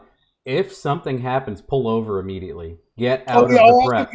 I was going to get to that. Yeah, Even if you miss a gear, pull over. Your run is shot. Pull over. Because what people do is they're questioning what the hell happened, and they drive 400 feet dumping oil, diff, whatever. Right. That is a pain in the ass. And then the other people here, I forgot about this, so it's good that they're mentioning this stuff. The compound on street tires is not meant to get hot. A burnout reduces traction on a street tire compound, 100%. And then someone else says, drive around the water, 2-second burnout max, clean the tire, done. Another guy, this is important. I'm glad everyone's bringing these up. Turn off your air conditioning. Oh, huge. And then that's a big one. Yeah. So, people are, what is this? When you're walking around the track lane, stay off the sides of the road. Don't walk down the middle. Yeah. Oh, my God. Get out of the road. Cars driving the road. Listen, let me tell you. Let me say something here right now. Right. All right. I got to vent for a second. Get on. Right? Stand up. Stand up on the No, box. I don't want to stand up. Right. Stand up on your soapbox. Listen. All I'm going to say is, you bring your wife and your kids to the racetrack to have a good time, right? You know, and your friends or whatever, and everybody's there to have a good time. Take the fucking keys from that golf cart away from your fucking 8-year-old who's cruising around the fucking to the wood and getting in the way and blocking cars that are getting pushed to the lanes, and the mouth breathers that walk in the middle of the road. What are you doing? Get the fuck out of the middle of the road? What are you doing? Get out of the road. And y'all get pissed off when I blow the horn on my golf cart or the horn on my car and flip and start screaming at you out the side of my golf cart. But the problem is you. It ain't me. I got somewhere to be. So you don't have nowhere to be. You know, get your obviously if you're what do we call it? You know what we call it in northeastern Pennsylvania here? Fiddle fucking. Right. Like get out of, like, if you're there. So this is good for etiquette as a spectator, right? If you're spectating down here, it's a little different as spectating as is up there, because up there it seems as if most of the racetracks, the pits are kind of segregated from like the stands. Yeah, you know, I agree. That's not big. There's a big delineation. There's a line of right. Totally line in the sand. Totally different areas. Yeah. Down here that doesn't exist, right? So like the stands are like in the pits for the majority of the places you go to, or you can walk down the stands and you turn left to go to the bathroom, you turn right to go to the pits. Some of those southern ones have like the return road in front of this, right where people. Well, the majority of them are the return road. There's the aluminum seats, and then you come back up in front of them. Yeah, I mean, and like the one racetrack we go to, Shady Side, is awesome facility. So if you're in the southeast, it's an awesome little outlaw track. People downplay it, but it's a killer little outlaw radial track. Radials work very, very well there. We've been 105 at 3,200 pounds on a like in, I want to say, August. And people who don't know, that is really, really moving. You know what I mean? So like they do a killer job for a racetrack. That, like, I love the guys up there. I'm very happy with Shady Side. So if you are in the southeast, or if you make your way down here, if there's a race down here that you want to go check out, there's actually a really good race this weekend called Nitrous Nationals. I won't be there, but it's a 2-day deal. Awesome to check out. It's a cool little spot. Shady Side's awesome, but something that happens at Shady Side is the pits. There's like three tiers, right? So it's like up a hill. So like tier 1 is down at the bottom of the hill, and in order to get to the staging lanes, you literally drive in between the racetrack and the front of the stands. Oh man! Okay, so like if you were sitting on the first row of bleachers, they're like, if you put your leg out, you're going to kick a car. Jeez. Right? So, which is fine. It's a little outlaw track, you know what I mean? And everybody that goes there typically kind of knows the deal. There are so many people that they show up to spectate and they want to bring their golf cart, because I don't know if it's like that up there, but down here, and they're parking them. They park them in the way. They get in the fucking way. They're, you know what I mean? They got their music playing and you can't hear a damn thing. You got your kids running around like jackasses. Man, put a leash on them, or raise your kids to not be shitbags and you know what I mean? Like, I don't have kids, so I don't know how it goes, right? So maybe I'm completely out of line. Mine is not like that at all, so I agree. I don't know what to tell you. I mean, I don't know. I don't have kids, so I might be completely out of line, and like maybe it's just like for X amount of years they're just shitbags no matter what, and then they like just chill out. I don't know because we don't have any. But it's a racetrack, and we're racing here, so don't get run over. Like, we're racing. It's not like hide and go seek time in the pits. You know what I mean? Like, get out the road. Like, you wouldn't let your kid go run out in the middle of the highway. Yeah. What are you doing? You know what I mean? If someone has a 12-foot or 12-inch cowl and they're on the inside right, you're going to run them over. Right. And then you're going to get all mad because your kid got ran over. Well, no. The guy who owns the car should get pissed off at you because he just ran over your kid and he broke the bumper or whatever the hell it is. Like, I mean, I hate to sound like a prick, but it's the truth. You're not supposed to be there. You know, I mean, if you're going to be a spectator, that's awesome. Everybody wants you there. Everybody. I promise you, every single person that's got a race car there wants every single spectator there and more. Every single one of the racers, because spectators are what keeps the doors open the gates open of a racetrack, right? So if you're going to be a spectator, awesome. Just don't be running around in the middle of the road, like getting in the way, like letting your kids have a freaking free for all because you don't want to be a parent. Whatever. Just. I think we don't have the golf cart issues because you need to register a track vehicle like that at our tracks. What? If you're driving around in like a pit bike or a golf cart and it doesn't have like a sticker for the track, they make you like check it in as a support vehicle because that's what would happen is 30 people would be driving around like assholes. Oh shit! They couldn't pull that off down here. Yeah, they make you register a pit vehicle. I wouldn't fly down here. No, I'm just saying like that's. Oh yeah. That's the reason. Yeah. No, I mean like honestly, the majority of the racetracks we go to, the pits are like it's all open. You just walk through the pits, like you and your kids can walk through the pits, and we always welcome everybody to come over. Check out the cars or whatever the car is that you're working on or whatever. Say hi if I know you or if I don't know you or whatever it may be. I want to help as many people as I can when I can, not all the time, but when I can. And if there's shit, like come over and buy a shirt. You know what I mean? Like come over and buy a t-shirt. This is funny. For everybody, buy a decent, quiet inverter generator. Leave that loud-ass brags construction shit at home. Spend some money at Harbor Freight, for fuck's sakes. Who said that? A guy named Sean Morrow. Oh, I love you, Sean. I hate that, too. Like, you go to race and it sounds like everyone's getting their lawns mowed with no muffler. So everybody it's something I don't remember because I don't go enough. So, like, I go out, I buy a good, nice, quiet generator, right? And like Sean knows me and my operation, right? So I like nice shit, right? And like anybody who knows me knows I like nice shit, and it's to my own fault. So I made sure that I had like the quietest generator I could find, which happened to be a Predator 3500 from Harbor Freight. So like I've had one for years. It's been awesome. Buy one. But then you pit and you're like, all right, I'm gonna pit right here, and it's gonna be quiet, and I ain't gonna be bothered with it, right? And then on the left of me, somebody shows up with like a Clockmaster 9000 that's out there just fucking slinging the rod out of that little piece of shit, screaming, you know what I mean? And it's to the point where I shit you not, man. I am not kidding. And the people that are on here that know me know this. I've got a spare 2,000 watt inverter generator in my trailer.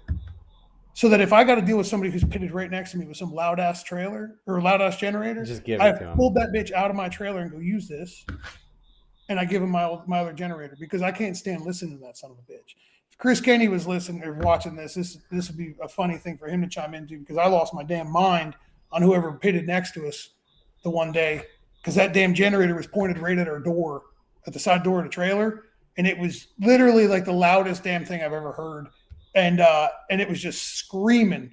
And I went over and shut it off, closed up their little trailer compartment and told them to move their fucking trailer to the other side of the racetrack because I can't handle it anymore. It's nerve-wracking. It'll kill you. You know what I mean? Like it'll give you a freaking heart attack listening to that damn thing all day long. Sean says he runs an extra drop cord over to them. Oh yeah.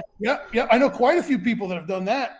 They run drop cord over. What are you doing? Running a cooler on your torque converter? Here's a plug. Right. Here you go. Get out of here. Right. So definitely buy a quiet generator.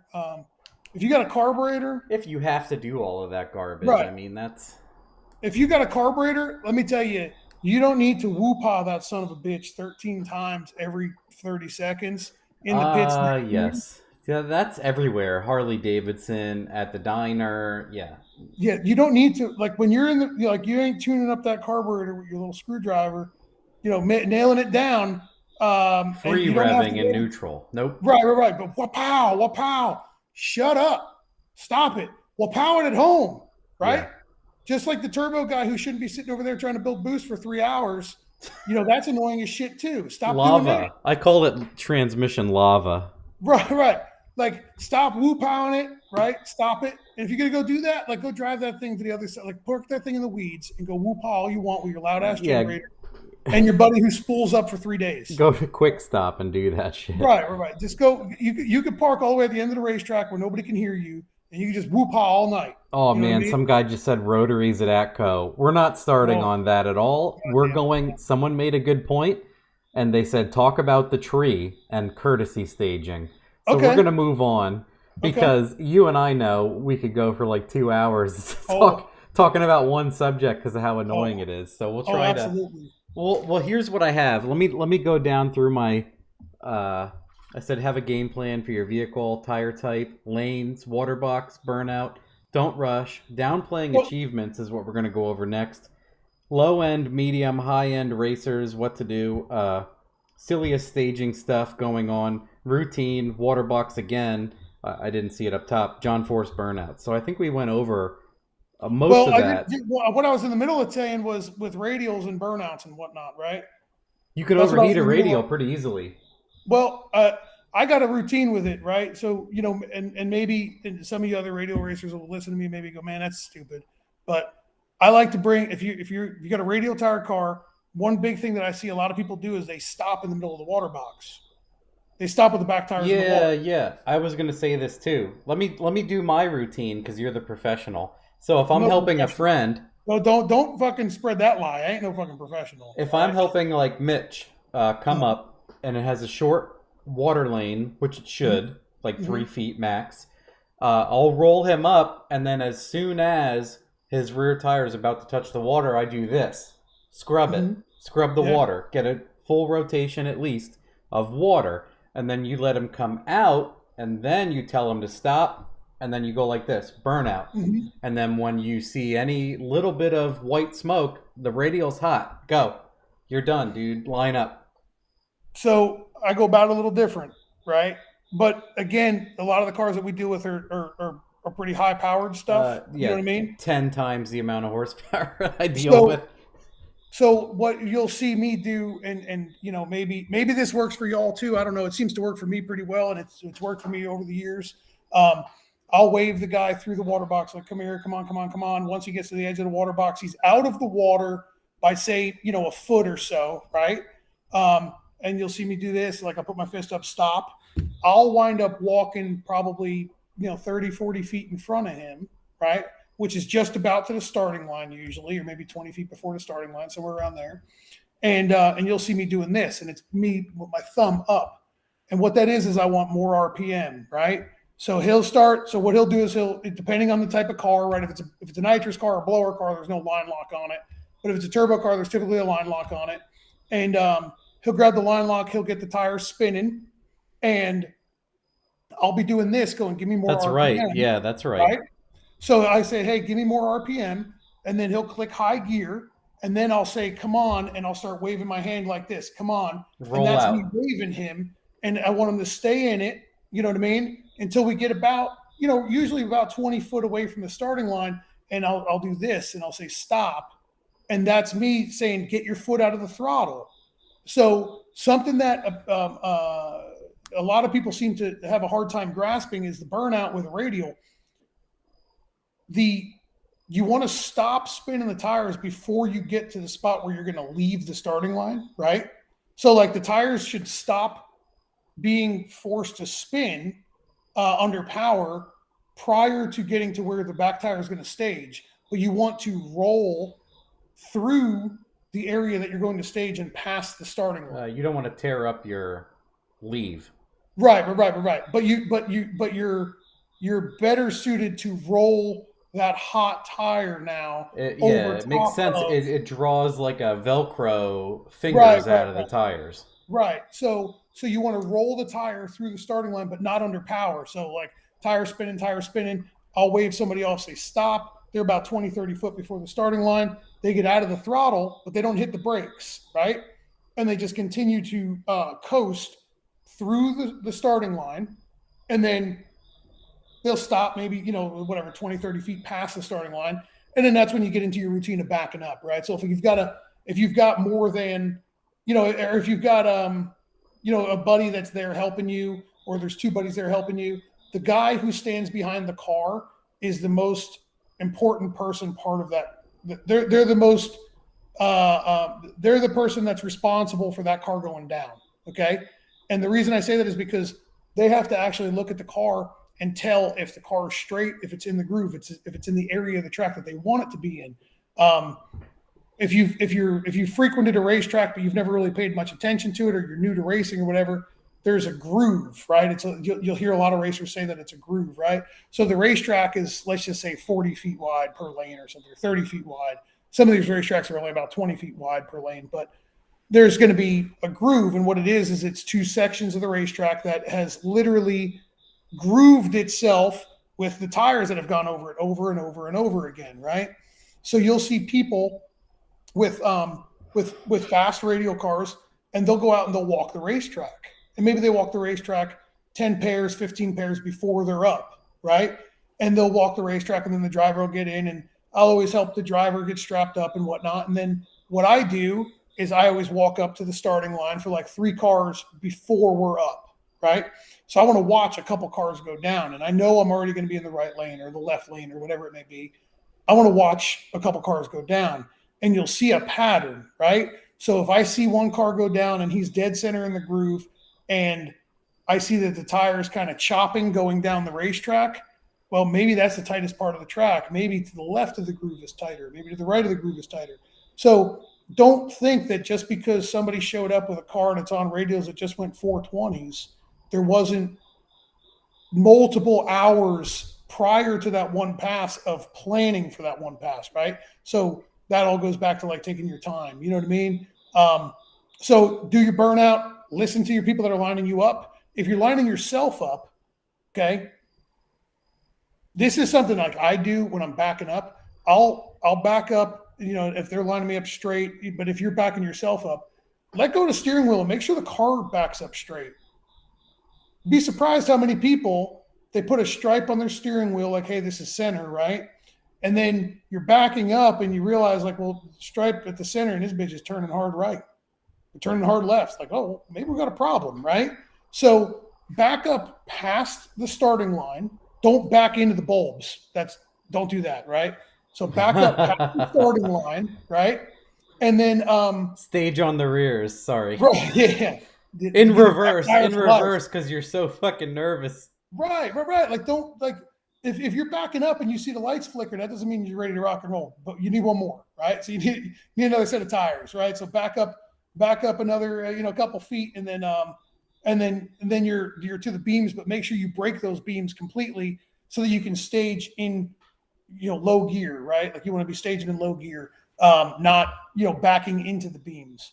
The radial stuff is there's so many different ways to go about it, and there's so many different people who tune cars and do things all different ways. That's kind of just the basic gist of things. Don't be afraid to ask for help, especially if you're in a high-powered car. Don't be afraid of it. Yeah, and there's plenty of people who are knowledgeable that will, like, if they have a good program, you can be like, hey, I'm not slow, but I certainly don't want to waste my pass. Would you help? Right. Like just this past weekend, where was I? I was at somewhere Saturday. We were in Mooresville Friday. I don't remember what track I was at Saturday. No, that was the weekend before. I was at somewhere on a Saturday or something. Anyway, whatever it was. And I was up on the starting line, and there was a guy there who'd asked me, he's like, hey man, what do you think of the track?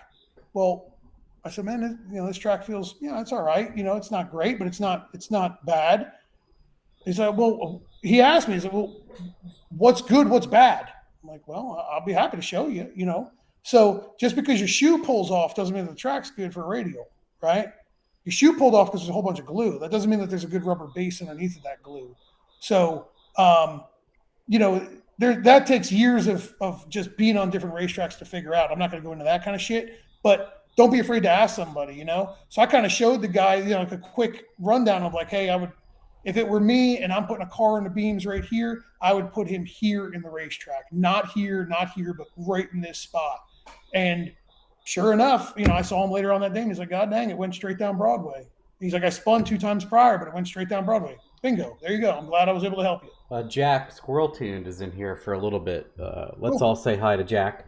The guy, he just set the stock bottom end 4.8 record 488 at like 146 in the 8th. New car and everything. But he says here, I'm a big fan of radial stuff, and I do similar. I've also found sometimes being out of the groove is a little bit better on a radial, especially if it's a test and tune where others may be tearing up the groove. Yep. So same thing like you said, I think a little bit of like bunny hop marks, like a tractor trailer. slowing down at a stoplight, people are tearing it up, and don't get in behind like somebody with a mud bogger who just like tore the racetrack up. You know what I mean? Like, if it just got destroyed, be like, well, I guess I'm going to set myself, a foot and a half to the left of the groove or to the right of the groove or whatever it may be, because it's going to be better than that shit that he just did. Yeah, and then I would say for people, first timers coming up to the line, again, take your time, don't be nervous. Most of you guys are probably going to be on a street tire. Go around the water, roll down your window and wave a guy over and be like, hey, I'm on a street tire, I'm new, help me around. Yep. They'll... Yep. And well, let me tell you this about the window. I highly suggest you open the door. Don't roll the window. Okay. Because you'll forget about the window, or they get pissed about the window. window. Yeah, well, that or because you roll the window down and then you close the door and then you can't crank the window up because there's a cage in the way, or because your window motor is a piece of shit and it takes forever to go back up. Well, that makes sense. You crack your door and they know you need to talk. Open your door, and I bet you if you open your door and you're sitting there after your burnout, somebody's going to come over. Somebody, even if it's like hell, I spend a lot of time on the starting line of a lot of racetracks, and it's typically because I'm watching the racetrack and I'm on the radio with the guy who's driving and saying, hey, I like this, I like that, whatever.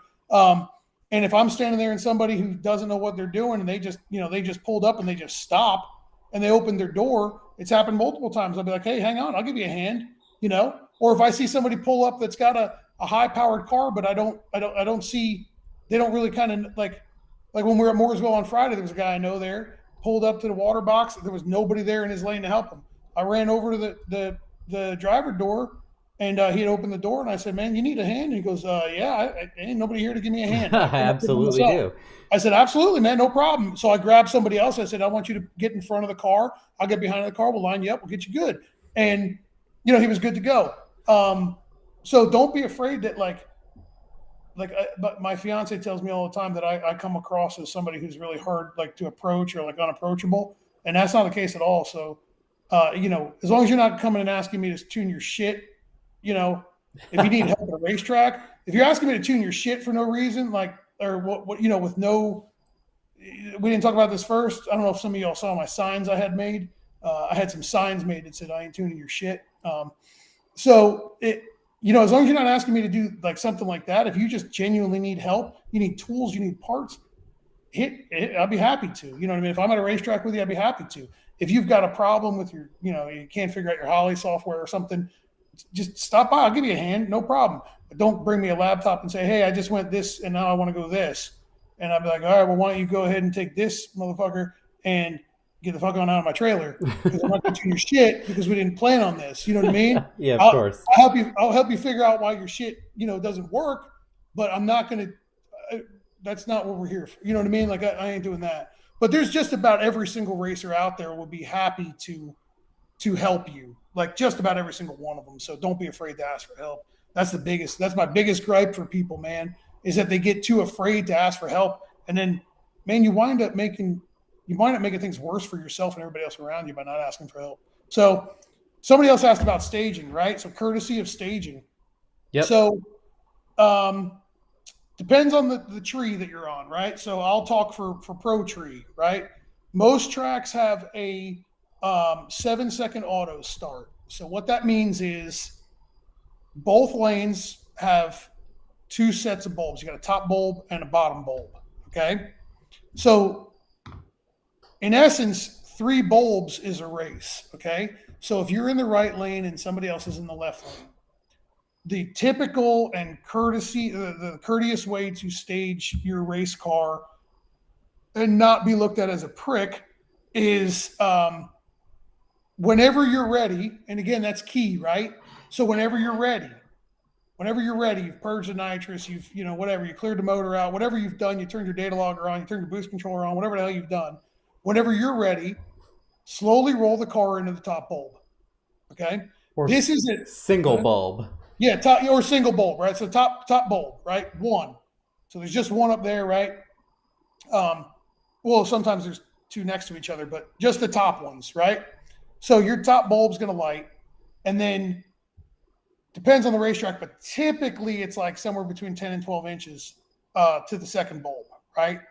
So you're going to have to move an additional foot before the second bulb lights. The Depends on the racetrack. And it also depends on how hot you came into that first bulb. If you rolled pretty far into that first bulb, deep or whatever. But yeah, right. You don't want to double bulb anybody like a jerk off. Right. And then here's something that's for the guys with trans brakes and stuff. This is something I see all the time. And then like people like burn their shit up and then they don't understand why. First bulb on the fucking on the wood. Like, no. I see the first, like they'll light their bulb, right? And the dude that they got to run is over there banging nitrous through the motor for like the next 45 seconds anyway. But they've already grabbed the trans brake. What are you doing? What are you doing? Stop it. Well, yeah, I feel like we should go back and just explain, like, so you're gonna single when you're ready, they're gonna single, and you're gonna go to 2 lights, and they're gonna go to 2 lights, whatever. There's many ways you can do it, but you should wait. And then the other thing is, if you're up to the first bulb and the other guy hasn't even done a burnout, relax. Yeah, chill out, man. And like the more that bulb's lit, or the longer that bulb's lit while you're waiting on the other guy, the more nervous you're getting.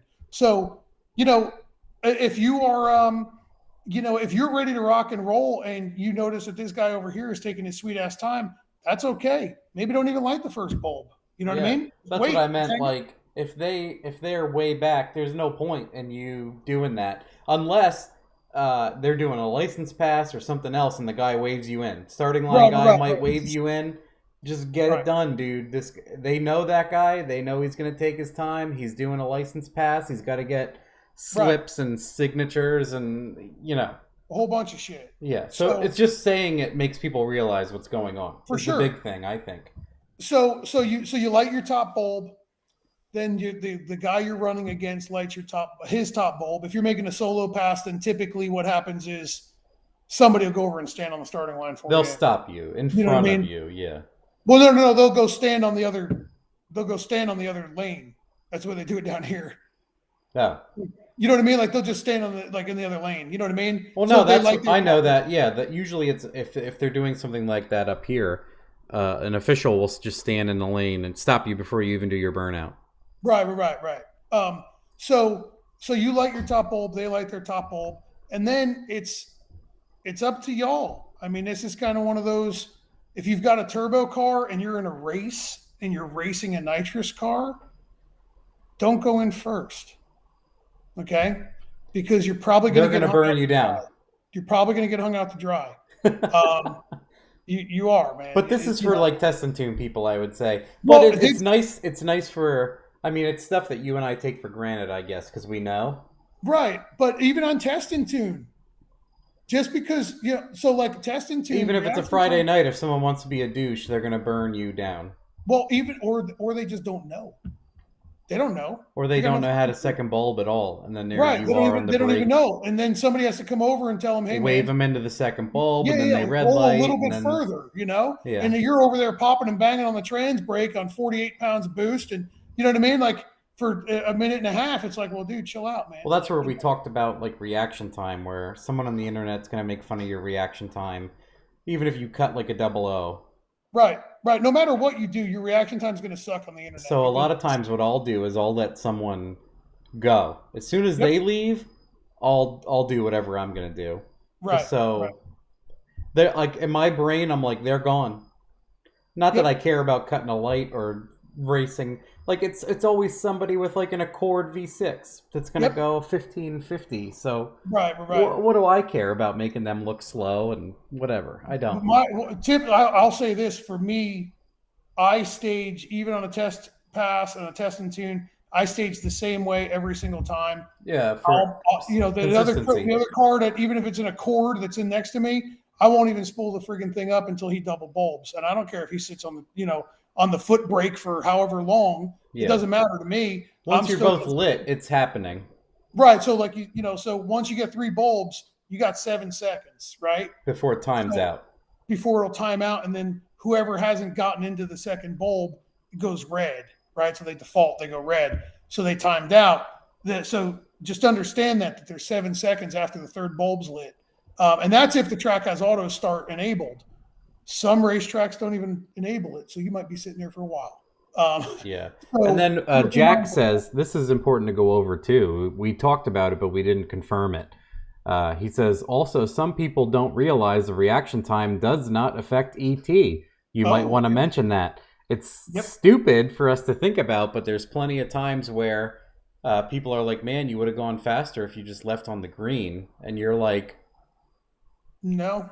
But they're not understanding that the clock starts when you go past the... Right, when you break the beams, right? Yeah. So like, once you come off the first bulb, the timer starts. It sounds dumb, but people don't know it. Right. So like when you so reaction times means nothing except for when you're racing, right? Yeah. So it's so when you're testing, reaction time means nothing. If you are trying to learn something about your car, don't focus on reaction times at all, ever. Who cares? Doesn't matter. If you are testing because you're getting ready to make a race the next day or next week or whatever it may be, maybe you want to start working on cutting a light. But the best, in my opinion, the best way to start working on reaction time is get yourself a little $99 practice tree from Jegs and sit there and hammer it. You know what I mean? Just keep hitting that button. Just, whatever it is, and just keep hammering it. Let go of it over and over and over again, and it'll get programmed into your brain. Do it while you're sitting in your car too. That kind of helps. But the reaction time means nothing to the actual ET. So like, if you've got a car that runs say 5.0, or what did Jack just run? 488. 488. Right? Okay, so he just went 488, and if he had a 005 reaction, right? And then the next pass he goes 488 and has a 5-second reaction. It doesn't fucking matter. Still went 488. People don't know it, but he brought it up, and I'm like, no, it's true. People know everything we're talking about, but they don't know that the clock doesn't start till you move, kind of thing. Whatever. And then that's something else about the tree, right? So like everything that we do down here, or the majority of like what I do, I should say down here, is what's called a pro tree, right? So a pro tree is a 400 thousandths tree, which means, all 4 bulbs are lit, and then you'll see 3 yellows flash, or the first yellow, second yellow, third yellow, depending on how shitty the racetrack is. And then it goes green. So there's 2 different types of trees, right? So there's the like the standard, I don't even know what they call that, like the bracket tree, I guess, and then the pro tree. Yeah, all I know is standard and pro. Okay, so the standard bracket tree, whatever the hell it is, countdown and orange go. Right. So like the pro tree, you'll see the lights flashing. Sportsman and pro tree and full That's tree. It. Hey, yeah. That. Sportsman and pro. We got people in here that know. Yeah.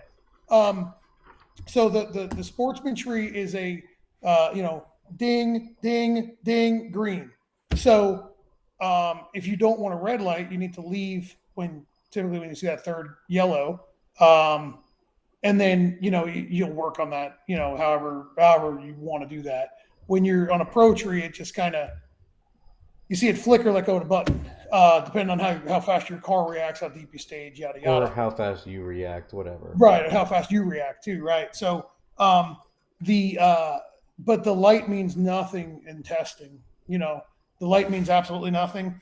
And don't get so nervous when you're a new guy and you're out there and you're testing. Don't get so nervous that you're like, oh man, I got to cut a light. I got to cut a light. And then you're going to mess up your whole...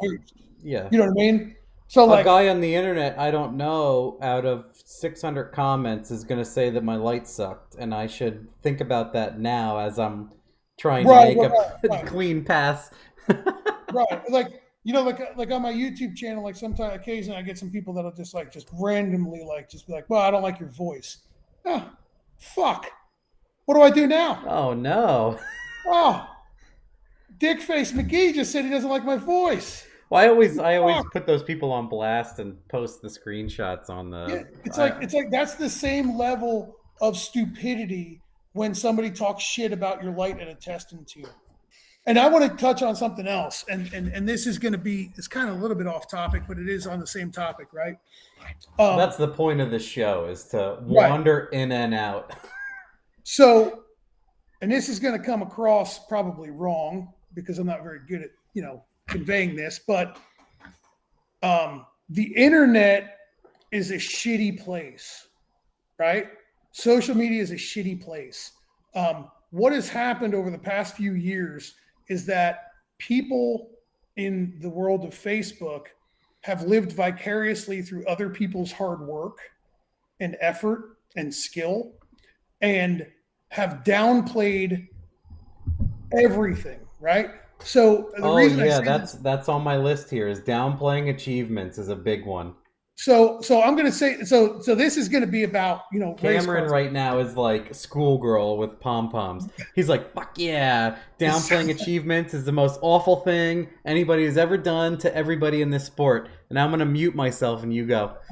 Okay, so there is quite a few unbelievably fast cars for what they are, okay? And what a lot of people don't see are the failures, because those people don't show them or whatever. I don't know. They should. I wish they would show them more often. But they also don't, the people that are on the internet, they get to see the highs. They don't get to see the lows. They don't get to see the 3 o'clocks in the mornings and whatnot. But I'm going to tell you this now. A fucking 450 street car, a 420 something fucking stock block, turbo car. There's a couple of them now, right? That is an unbelievable achievement, right? That's an unbelievable achievement. And I'm not talking about the guys who own those cars, because they're not, some people kind of downplay that, like, oh, it was easy. Motherfucker, it wasn't easy. Okay. It was not easy. And stop saying it was easy, because what you're doing is you're giving false hope to a whole bunch of other people. And then a whole bunch of other people see, well, so-and-so's got this aluminum block 5.3 that just went, 420s for $780. Like, I don't know, it can't be that hard. Or they see their buddy's car that just went 550 in the 8th and go, well, what the hell? Why doesn't it go 420s like so-and-so's? Motherfucker, it just went 550s. In the 8th mile, I'm going to say this. A lot of people have gotten to the point where they get on social media and they see somebody post up something that they're proud of, and then they chime in and they say, well, so-and-so did this. I don't give a shit. Nobody gives a shit. And you shouldn't give a shit either for even posting it. All you are is an asshole, okay? And by posting that, all you are is an asshole, because the guy who just posted up his slip and he's proud of what he's done and he wanted to share it with the people that he knows on social media or whatever, maybe his family, his friends, whatever it is, he's proud of it. And in a way, you should be proud of it too, because that dude started off with nothing. And then he just went 590 or 690 or 790.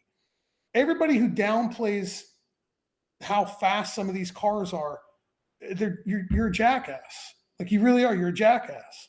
If you take the average person in this country, and I'm going to say the 99% of this country who are not into hot rods, okay, and you put them in like a brand new Scat Pack, like what we were talking about before, and it runs, say, whatever they run, 7.0 in the 8th or something like that, whatever they are, you're going to scare the living shit out of the majority of people in that 7.0 car, okay? That 7.0 car is fast. That's a fast car. A new Vet, that's a fast car. A new GT500, they're fast cars. And here you are talking shit to some guy who just built a car that just went 550 or 590. Who are you, man? Like, I've been a hell of a lot faster than that in a car that's streetable. But I encourage people that are going 590s to enjoy themselves, because they have a lot more fun than I do. So, because that's why I harp on that, my combinations, because I'm like, guys, above this is heartache. It is work. And it is a lot of, what is that called? It's a lot of disappointment for very little gain some days. Yep. So you have to prepare for that. So a lot of these high 10-second foot brake garbage cans are so much fun, because nothing happens. Nothing happens. You're like, oh, one of my tires is 6 pounds lower than the other. It steers to the right the whole time. I just counter steer it. Whatever. It's on pump gas. Nothing matters. Whatever. Cool. But just stop downplaying other people's accomplishments, man. A 7.0 in the 8th mile car is still a fast car in the world of automobiles, right? Oh, yeah, that's fast. Like, that's a fast car in the world of automobiles. So, yes, so-and-so just went for whatever the fuck in their, whatever stock, whatever the hell. That doesn't mean that the guy who just put together something on his own accord, he built the cage, he whipped together a turbo kit in this thing, he wired the car himself, he tuned the car himself, or maybe his buddy tuned it, or it's been a collective effort amongst him and his wife and a couple other people, and they put together a car and it just went 590s. Don't sit there and tell them that's slow, because it's not. Knocking on an 8. You know what I mean? Don't tell them that it's slow. That's not a slow car. Nope. If you've never been in something and he put you in the passenger seat of that car, you shit your pants. Yeah. You would be scared to death of that thing. I tried. After the 8 for 8 project, I work with a bunch of people who aren't into cars, as most people probably can relate. Most people are not into like the serious car hobby that most of the people listening to this are. And you tell them, like, it went to 880 at 153 and a half, 153.6, and people are like, oh, it went 8s. They have no correlation. But when you explain to them, 8th mile is 660 feet, as you know, but I'm saying this out loud for everybody. An 8th mile is 660 feet. Average city block almost everywhere is an 8th mile, 660 feet. So when you tell somebody you go from a complete standstill to 125 in a city block, then they're like, what? Right. Because most of them have never approached 125, even on 8 miles of highway stretch. Right. That would be a completely wild, crazy thing for them to do. And you're like, this car in a city block goes from a dead stop to 125 on a dot radial. You can drive in the rain. Yep. And it's just a car. And they're like, whoa. And that's the difference between telling someone it's a high 8 and they're like, oh, okay. And then you're like, it does this, and then they're like, holy shit, sounds scary. And I'm like, yeah, that's the that's disconnect. The point, right? Yeah. And that's what I'm getting at with these people that are like, that literally just everybody can identify with a city block. So when you talk about squirrel tuned here, that's going like I think you went 146. Yep. And 600 feet. Holy shit! Right. Like, you should, the in-car video of that, for people that don't know about fast cars. His in-car is wild, because that's just like a stock bottom end 4.8. It sounds retarded. I think his 1-2 shift happens at like 8,200, and then it just sits at like 77 the rest of the way through. I'm like, that thing sounds like an industrial drill. It doesn't even sound like an engine. It's disgusting. But so, like, what's crazy is that the guy who's that, what's his name, Jack, right? I guarantee you that guy can appreciate the other guy who's got a car that just went 590 for the first time. Absolutely. Of course he has the admiration for them.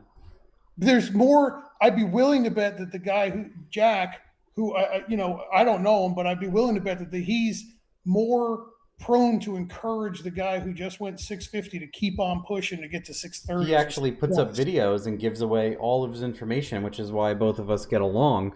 But obviously, he is like 99% track oriented and gives away that info. And I'm like, I'm going to buy ice cream and hop over a curb while I'm flooring it for cheap. Well, it's funny, on a side note about giving away information. I make, most of these people know that I make like the Holly EFI videos and whatnot. And I heard from a guy that I know who watches a bunch of my shit, and I wired a car for him a while ago. He goes, dude, I don't know what I'd do without these videos. He goes, and does anybody else realize that you're posting up stuff with like 8th mile cars that go like 180, 190? I'm like, probably not. Probably not. Nope. Probably have no fucking clue. But if you paid attention, it'd be good data for you to pay attention to. You know what I mean? Like, if you wanted to learn, most people just watch it and they're like, I don't like your voice. Yeah. It's too the stuff that Jack posts up, the amount of knowledge that Jack has, like, by himself is retarded. Like, I'm going to do a little bit of suck up here to Jack, but it's incredible. Like, he has the dump valves, he has ride height sensors, he does all of it himself. He has like the 2-stage. It's stuff that I didn't know existed until Jack talked about it, where he has the 2-stage rev limiter, where video on that. He comes up on a dump. Now we're going off on a little tree branch here, but he knows stuff that I didn't know, where he comes up on a dump valve and he goes to like almost 5,000, and then when it hits a boost target, it lowers the limiter back down to his launch RPM. So he's doing all of that yo-yo, but then he doesn't want to leave at 5,200 where he makes the boost. but he's dumping and going to 5,000 flat to make the boost, and then his offset advanced table or whatever the hell black magic voodoo shit he's got going on in there knocks him back down to, and you can hear like it goes like it does this weird shit, and then the car, boom, I think he went like a 115/60, and the car's new and everything else. Oh, what's Devin's channel name? I'll dig it up for you guys and I'll post it in the chat. Because if you go onto my channel, you can watch videos on how to set up all those. All of those advanced features. For Reversion offsets and whatnot. I actually helped them, but I don't know if I shouldn't say help them, but I kind of gave a little bit of my advice about some of those new features that are in V6. People were asking in the chat before we even launched. They're like, "Is he gonna have his pointer? And is he gonna swat things? Hang on. Is he gonna swat things?" Oh, you got 15,000 subscribers, you decadent, popular son of a bitch. Yeah, if you search for Devin Vanderhoof on YouTube, it'll come up. I just linked you guys. He does wiring, software, a lot of stuff, obviously, to help customers and people. For as mean and whatever you think Devin may be, he's here to help too. That's why we get along also. Yeah, and a lot of people don't know, but you and I have known each other for a really long time. I don't, dude, maybe like 16. I was 16. I don't know how much older are you. I'm 37 now. I'm 30. I forget too. Wait, am I going to be 30? No, I'll be 39 in like a month. Oh, very close. So yeah. I got my license and I bought a motorcycle, and you were right ahead of me. Yep. I remember. I think it was bikes because I knew about you because of the 300 GT or 3000 GT, like that stuff. Yep. But then once I got a bike, I actually met you as a person, and you had the turbo booza and all sorts of dumb shit. Oh yeah. Devin has always had go fast goods. Yeah, always. I've always been into money pits. I think you were the first person on the East Coast to have a single turbo 3000 GT. I was. I actually. And then you had like a bunch of quarter mile records and other things with it. Yep. And then I actually cut a donor car in half to get a shell for the fabricator to be able to mock up a turbo kit for me. You gave him a front cut? Yeah. Like I literally cut the front end of a 3000 GT off and put a mock-up engine in it and brought it over to him on a dolly and said, "Here, shove this." I bought an 88 millimeter, one of those old Turbonetics. Y2K? Yeah, I think that's what it was. I'm dating myself right now. Yeah, I bought it from Frank, and off the probe probably. You had two Y2Ks on the probe. Yep. So oh man, now we're just them from them, and we're in left field now for everybody. Oh Jesus, everybody's like, who the hell are they talking about? But yeah, no, I had a lot of fun with those things, and then I finally grew up and got a V8. I finally became a man and got a V8. I had a Honda too. A lot of people don't know that I had a Honda Civic. And the Fast Eva. That I'm going to say this. I'm going to go on record that is absolutely my favorite car that I ever owned. 100%, one of the most fun things I've ever driven in my life. I should link the video to that to everybody in chat if they don't know what a Fast Eva is.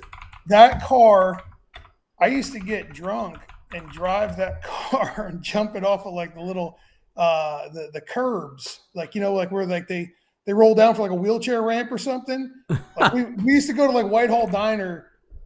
I shouldn't even say boy. This, whatever. We used to be wild when I was younger, and we jumped that damn thing. And I got drunk one night. We came back from the diner. I wound up rolling it over by hand. That's how I got all the dents in the roof when you saw it, because we flipped it over by hand. I just remember sometimes I'm like, it does this, and you're like, stay in it. Yes. Whatever happens, just keep the pedal down. It'll be fine. I just posted the link for everybody. This is in 2009 with my fisheye old camera. Yep. Do you remember my that laser that I had, that Plymouth laser that we covered in stickers? Yes. And used to destroy people with it?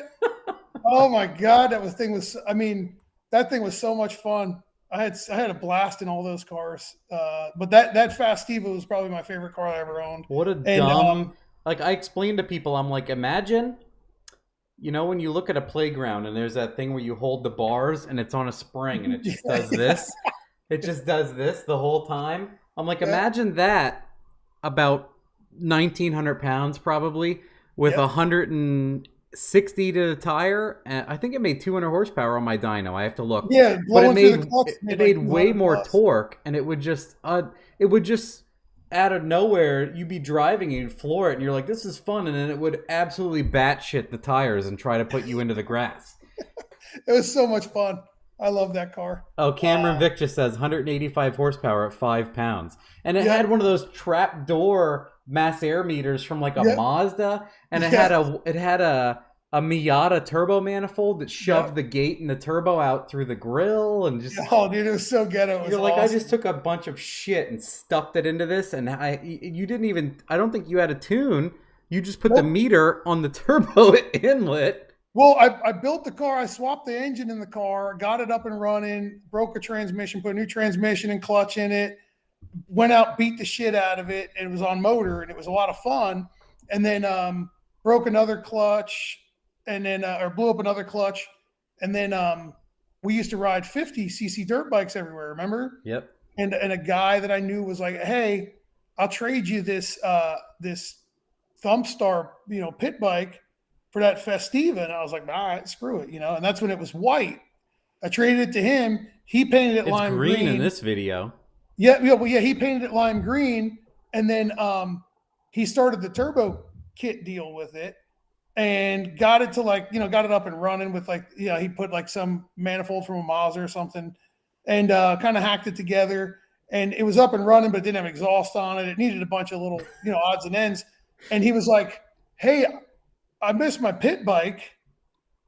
Do you want to trade back?" I was like, "All right, So we traded back, and I got the car back, and it was green and Black hood, gold wheels. Black hood. Yeah. Oh yeah. Miata turbo kit. Yeah. And it ran kind of like dog shit because it was like hacked together. So most of it was done through fuel pressure from an old fuel pressure regulator. FMU or whatever.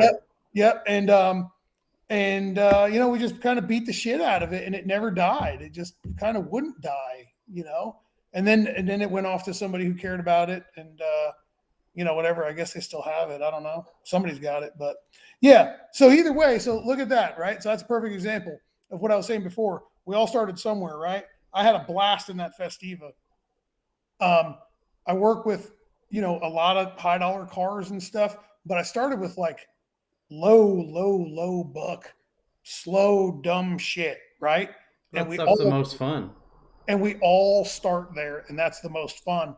And if you, so no matter how fast you are or how much you've done this, remember, kind of where you started and help out your fellow racer. You know what I mean? Like have a good time with them and, teach them. You know what I mean? Because like Frank taught me a lot when I was younger. Oh yeah, all the crazy stuff I learned is from Frank. Like I want to have him on. He's nervous. He's nervous to be on a live show. I'm like, shut up. Yeah, get him a couple cores, it'd be all right. Yeah, Frank the Tank come out. Yeah. Oh yeah. But yeah. So I don't know where we were. Yeah. Well, What's your list? Right to silliest things you've seen staging and John Force burnouts past the tree. I don't know why people do that. I don't either. Somebody was asking about this earlier. Oh, the cat paw. Someone said it was their favorite up here. Yeah, the dog. It's a little dog paw. It's a dog paw. One of my videos I make, I was using a pointer, and somebody was giving me shit about the pointer, so I ordered this thing off of Amazon, and it's a dog paw. And people get really fucking mad at me for like hitting it off of a table and shit. So it triggers them or something. Was that? It triggers them. Yeah, I don't know what the deal is, but it pissed him off, so I just kept doing it. And ever since, my fiance hates me over this stupid dog paw. But I know the one video. Yeah, you're just like smacking the shit out of everything with it, just every because half second, just slapping it on everything. Because everybody was bitching about it, so I was like, well, fuck them. It's just like this. You like that? You like it?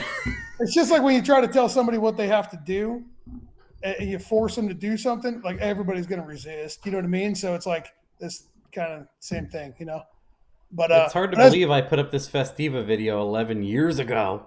I know, right? It's going to be 12 years soon. Anyway. I was in Vegas and you just took my car. Yeah, I forget what it was. You were like... I was in Vegas and you and Josh came over and just took the car. And I think Josh called me and said, we're taking the Festiva. I was like, whatever, I don't give a shit. And then like you made that video, I was like, all right, cool. That was fun though. That was fun. Somebody asked about John Force burnouts. So I don't know why people do that.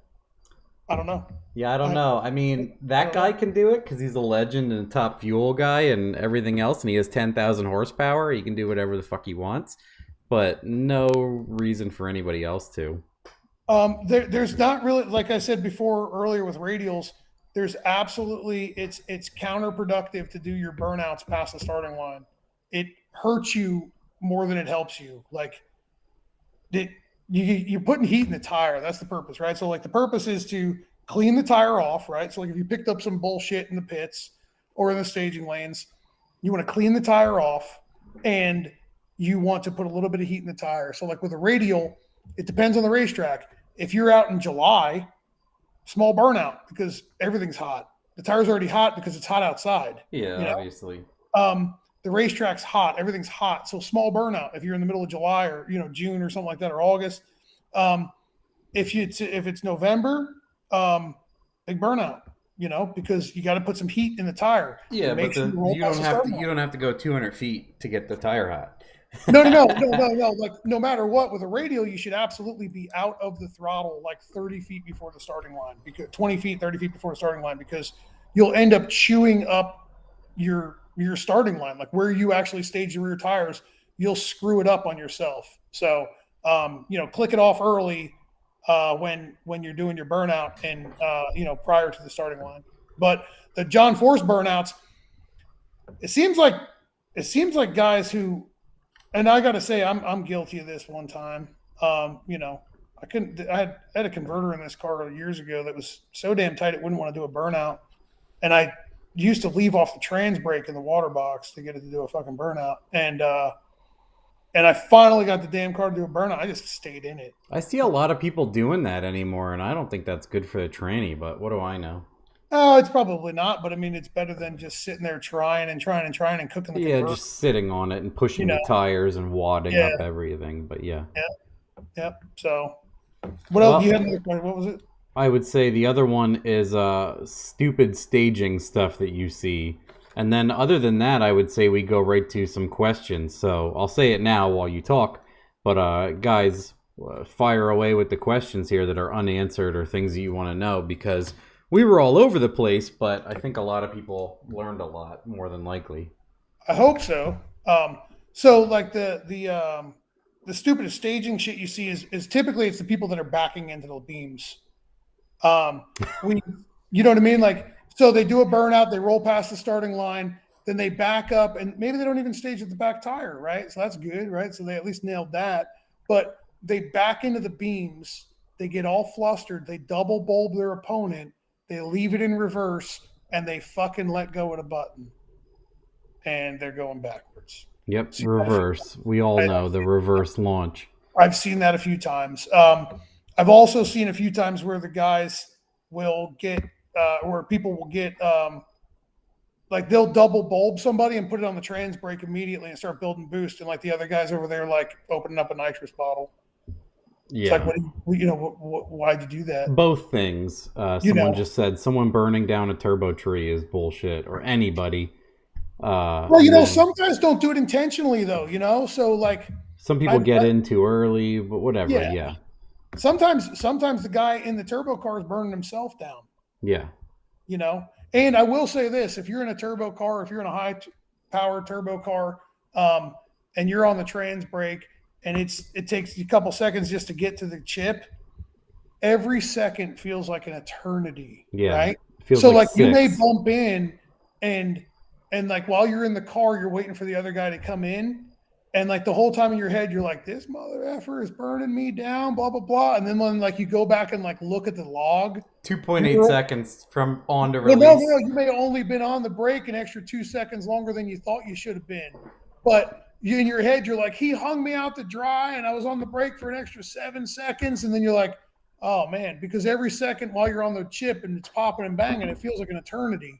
And, just understand that, if your track's got a 7-second auto start and you started spooling this thing up before the guy you were racing, or before he put the second bulb on, that's on you. You kind of burn yourself down because if you bump in early and you're in the lean, you've got both bulbs lit, and that guy's just going to let you sit. It's your problem. Jack just said, I've seen a blower guy burn himself down. Went in first and slammed it on the two-step while the turbo guy was spooling, and then he got mad at the turbo guy. Yep. And then someone else here made a good comment. What the hell was it?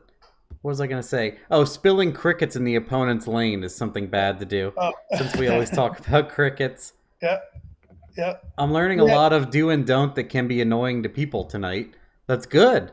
Yeah. Nobody tells you if it's good or bad, so you don't know. It's like if you had no human interaction and you just like shouldered everybody on the street and stood in traffic. You don't know. You're a gorilla. You have no idea. At some point in your life, somebody had to tell you that it wasn't a good idea to shit your pants. This is it. Data logger button on the bumper. It's 2021. Stop that shit. I used to ask Frank. I'm like, what the fuck are people doing? Like walking the car up, touching its butthole, like pushing the car up. Who posted that? Was that Blake? Blake, yes. I knew it. That's like, what his. And then people are like, "Oh, it didn't log. Oh, we missed the log. Oh, like all these ECUs have they can trigger off the brake or they'll log indefinitely. Just turn it on. Like, what are you anyway? My favorite is when someone has an entire EFI system and they have a race pack to log. I wired a car for a pretty well-known racer last year, and we put a Dominator in the car, and he insisted on keeping the race pack. And I was like, dude, just get rid of this thing. You know what I mean? And he also insisted on keeping a power grid in the car. I was like, what are you doing, And he's like, I don't know. It's just what I know, and it's what I like, and I don't want to change it. And I was like, what's the point of even doing it? You know what I mean? Like, why do we even do this? Some people are just stuck in their ways. I couldn't convince him to get rid of that. You know what I mean? Like, I just could not convince him. And now I believe that this winter we're going to be updating the car and getting rid of the race pack. But either way, some people are just stuck on it. That old data log button, Big Stuff 3, had like a max log time at one point, I think, for like 20 seconds. And then well, why not hook it up to like your other side of your relay on your brake? I don't know. People don't think about that stuff until I say it out loud, right? Or you do. Yeah. I mean, I don't know. I mean, I have a button in the car to initiate a data log, but it also turns on the shift master enable. It turns on the boost master enable. It arms the chute. It does a lot of things. You know what I mean? Yeah. So if you don't press that button one time, right? Like if you don't press that button one time, you're going to quickly learn that like you probably need to press that button because it's going to be a really uneventful pass. You know what I mean? Everybody, Rory says here, like Devin said, get on the chip at home, get on the brake at home, get that stuff sorted. Don't be on there for 30 minutes, he says. Dude, that's important. And you know what else is actually like something I didn't say before, but you know what else is actually pretty useful. So if you're racing at a competitive level, you've probably already accomplished this, but so one day when you got nothing going on and you're just sitting around and you're instead you just want to drink beer and watch television. Which I don't do that. I don't have cable because I don't have time. Instead of sitting around drinking beer and watching cable, what you ought to do, put your car next to your trailer at your house, right? Like you were at the racetrack, and see if you can work on the car in that scenario without going into your garage, and do an inventory of your trailer and go, man, I really need to keep this in here, or that in here, or this in here. And I say this because there's been many times where myself and many other people that I know have gotten to a racetrack and they were missing one dumb thing as far as a tool goes, and they didn't know. So while you're spooling it up, you got to let it cool down, right? So do it outside next to the trailer and simulate as if you just made a pass at the racetrack. So if you've got like a race car and you got to hook a trans cooler up and you got to put a fan on the motor or whatever it may be, do all that shit as if you were at a racetrack, because then you learn a system. And the better you learn that system, the more efficient you'll be at the racetrack as well. Yeah, so routine is super important because once you're consistent, you can judge all the rest of your car. I've had friends who change Cameron and I joke about this, but there's people that will change something every pass, and it's a driver's fault every time. Yes. And they have not. They should be on wastegate and have a routine before they are doing that stuff, but they don't like to hear it. But Cameron and I joke because we'll make 5 changes but go faster, but it's because he's had the car forever, and the last 3 years it's gone from a high 9 to a high 8. But Yep. it's all stuff we're like, well, this wasn't good, this wasn't good, this wasn't good. I do not recommend anybody does that, but it works for us. Right. Because I'm overzealous and he reels it back into reality, so it works out. Yeah, I mean, the more and more you have, the more and more you practice your routine, the cleaner it'll be at the racetrack. Like the smoother it'll be at the racetrack. And then, like, I think Cameron asked it earlier. Well, that's a loud cricket. I'm sure you guys can hear that one. Jeez, I'm gonna go out and stomp on that guy. He was saying something about being nervous on your first hit or something. What were you saying, Cameron? Just repeat it. He was saying like a way to get rid of nerves, or are you always nervous, or is it okay to be nervous? Something. So I'm probably not the best person to answer this because I'm not very good at not being nervous, right? He's always like, I've been to the track with him many times, and he is about to throw up in his helmet until he lets go of the trans brake. Oh, so that kind of like nerves, right? Yeah. Well, I mean, I think like for me, I guess it kind of goes back to did I do everything at home first? That's what helps me with that kind of stuff, right? So like if you don't double check all your shit before you load the car up, in my mind, like what happens for me is like my brain starts going. It's like, man, did I tighten that fucking rod end? No, yeah.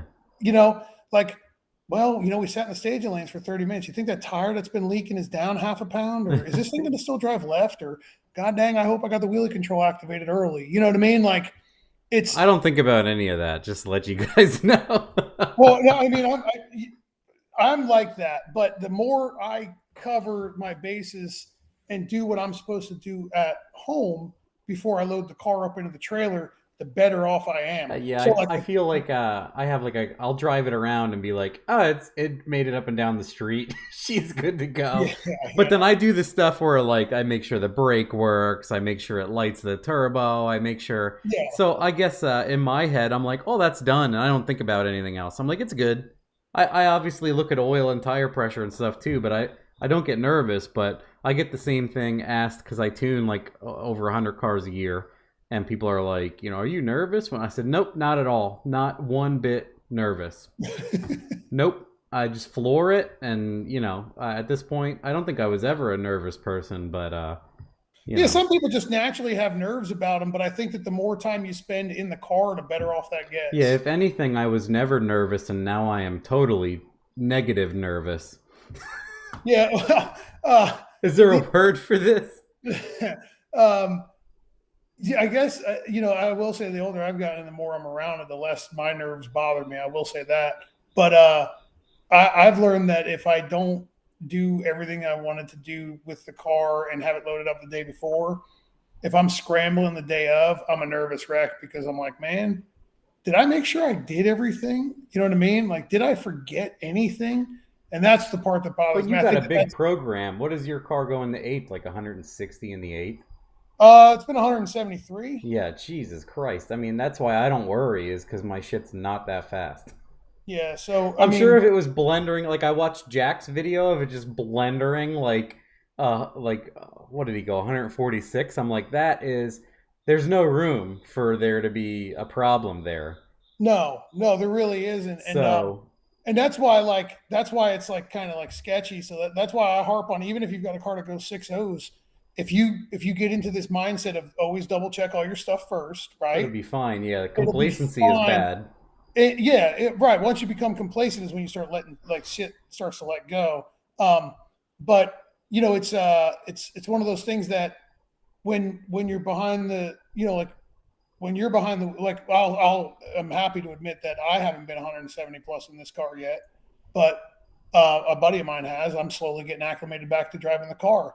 And part of that is because I had a physical injury, and the other part of it is that I haven't been behind the wheel of this car for 2.5 years. Takes a little bit of time to get So I go to this little local spot, this little local 864 top 10 list thing, right? And I detune the car. I'm not going to say what the car runs there because, some of these guys might be watching it and I got to deal with that shit.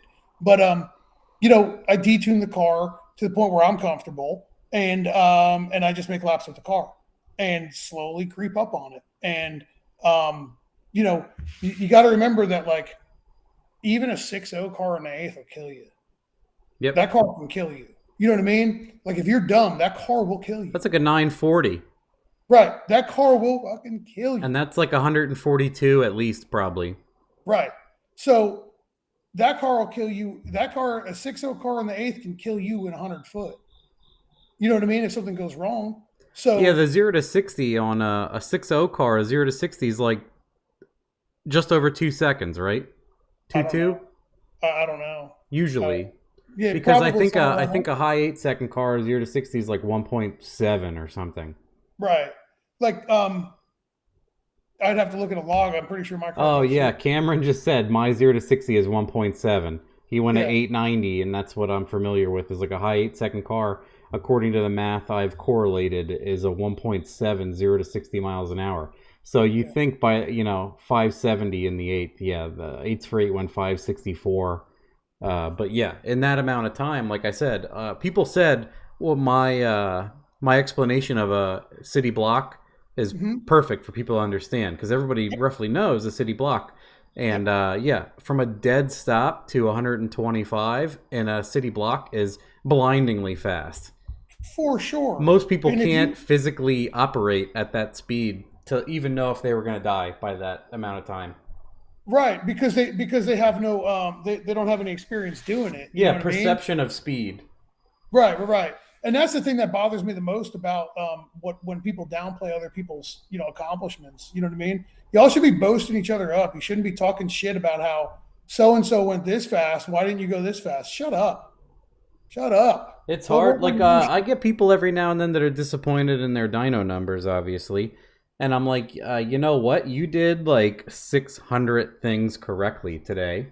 Yep. And if 100 horsepower less than you were expecting was the only thing that went wrong today, shut the fuck up and take it.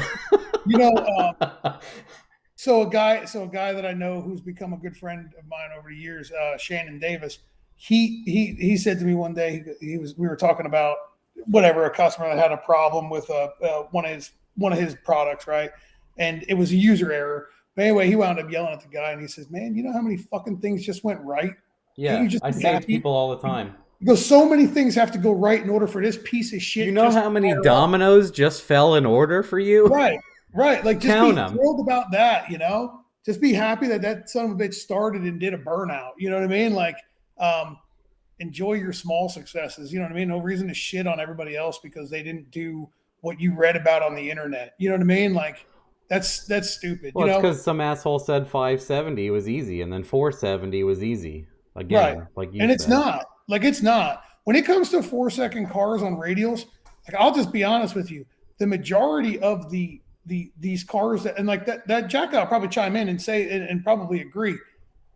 I don't know how many passes he's got on that car, but I bet you he's got a lot of passes on a similar combo, whether Correct. it be suspension. This is a fresh car, but he spent a long time getting that 790 slip out of his prior 4.8 Fox body. Now it's a white new edge. So now he already knew going into it, like, what do I want to set up the triangulated 4-link like? What do I want and then in his video, it sounds like he's doing the whole. You could misconstrue it, I think, and you could be like, oh well, he's like, I have some work to do, but it's moving in the right direction. But he went very fast.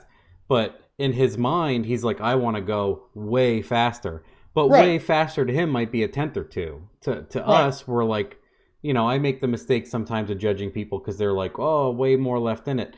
A tenth at that speed would be mind-blowing, but I'm like, way more left in it. What do you have, a second on the table? Just show us. Just show us that second.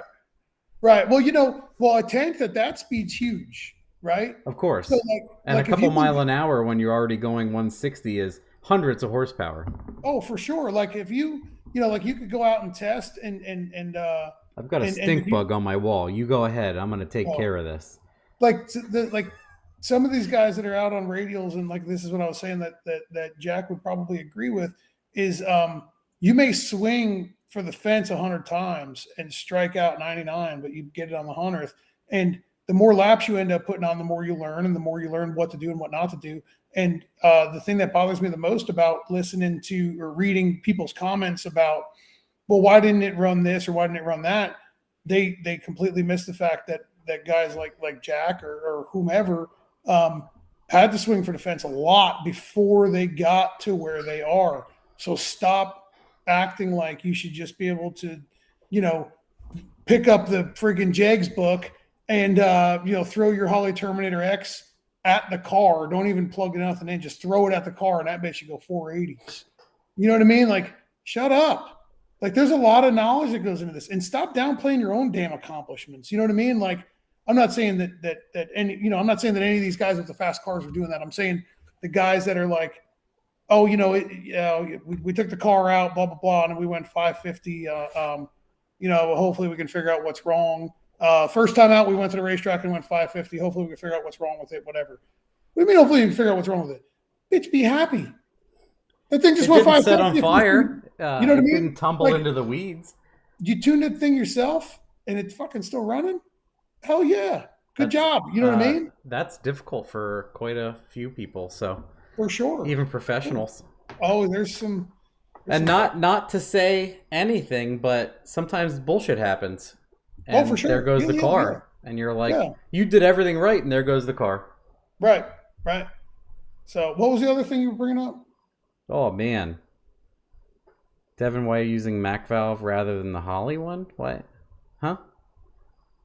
Man, y'all are fucking hard on me about that shit. 6.3 is 2.4 seconds 0 to 60.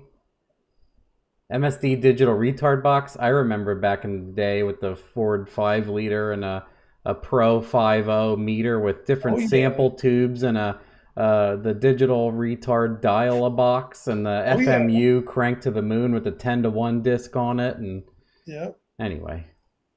Every time I start my pig, I ask myself, how much is this going to cost? That's clapped out. Is that Ryan? I don't know who owns the clapped out because it's the That's Rye, probably. Yeah.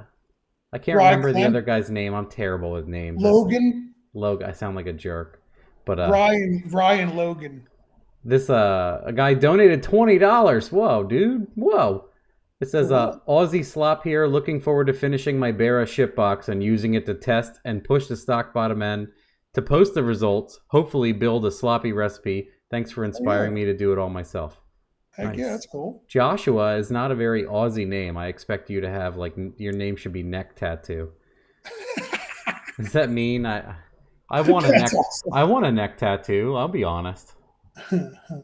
What are some of the questions? I want a platinum tooth and a neck tattoo when I'm 40. My wife said she'd pay for the tooth. A Ken Block tooth is what I've always wanted. I thought you meant like Riff Raff. What do you mean? Like Riff Raff the rapper. Oh, I don't know who that is. Oh, man. Sorry. You've been living in the dark. Send me some things. Drop blocks or lowering leafs. I'm considering a split mono leaf. I don't want to throw my money away. I have Caltrax on an S10.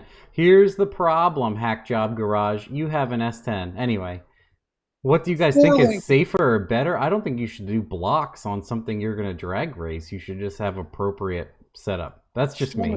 Just tell them to back half it. Put a 4-link in. Yeah, I was just going to say, do a ladder bar or a 4-link. Just cut the whole all of it's garbage back there on a Chevy. I don't know what else to say. Hey, I didn't say it, okay? Because everybody thinks that I'm the freaking Chevy hater. Garbage. Oh, he says it's rye. Clapped out says it's rye. Yeah. Aussie 20 is the same as a Canadian 20. Oh, boy. Conversion, if you guys don't know what you were talking about. I wired my Holly main power harness to a random steering column wire that was hot. Can you tell me why this thing shuts off junk ECU? Oh, Rory, he's just obviously. Oh yeah. Have you ever wired a Crown Vic?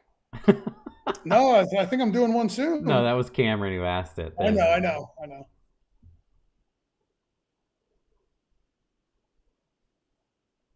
I expected some shit for the S10. At least I have an 8.8. Thank God, Ford rear end. Woo! At least you were thinking about that. He doesn't have an 8.8. He has an 8-point great. Yep, 8 I point love that grate, rear 4 end. point. Jack has a 4 point grate. I wonder if Jack has an 8.8 rear. Probably. I don't know if he's on here yet still. What else? Questions? People about drag racing or about randomness before we. How long are we on? Damn, 244. Mm-hmm. Jeez. Where does it go? It's almost 3 hours. This is showing on my live ticker. Well, it's nothing compared to last time. God Oh dang. man, the Troy thing was out of control. Yeah. How about leaf spring tips? Do you know anything about leafs? If it's not No, I four link, don't. I if it ain't don't. four link, it ain't shit. No, No, no, no. I'm not saying that. no. Call up Ron Rhodes, give him $200 for his time, and ask him about leafs. Yeah. I don't really know anything about leaf springs. I'll just be honest. I don't know shit about them. Oh, Rye says on Clapped Out, he says Devin, basic wiring tool requirements. I think you did a whole video on that, not to I cut did. off Rye here. Oh, I did. Yeah, I you did a whole thing, and you're like, this is a $300 tool, and this is a $30 one that works just as good. Yep. Yep. Yeah, I did. And Rye, if you can't find it, shoot me a message. I'll send it to you. I made a lot of videos on Jack, I'm a little late, but you guys are talking about how long it takes to learn stuff. This is the third. This car is the third weekend out, went 488, but my Fox I learned everything on took 1.5 years to go 495 and hundreds of passes. There you go. So everybody that's on here, understand that none of this stuff comes overnight. Yeah, he has 1.5 years of knowledge over hundreds of. Some people might have a year and a half, but not hundreds of passes. And some people might have 10 years with 25 different combos. And they never learned anything. And they never stuck with one thing. And you know what I mean? So like that dude stuck with that 4.8 and you know what I mean? Just kept at it and learned and kept pushing.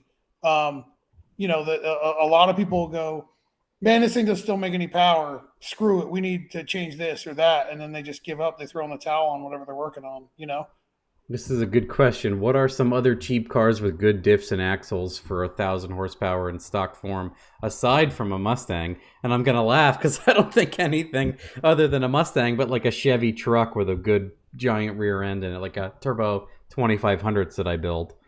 I don't think there is anything besides everything has a garbage rear. The Chevy stuff has garbage rears. Yeah. Yeah, I mean, there might be a Mopar, but I don't think there's a Mopar in existence that's under $1,000. Yeah. Or that's considered cheap. You know what I mean? Yeah, it's a cheap car. It's just there's no Mopar that's cheap. Rory said, "What made you take the plunge to start your own business?" So I've been doing this for a long time, but I've always done it on the side, of wiring cars and tuning cars and whatnot.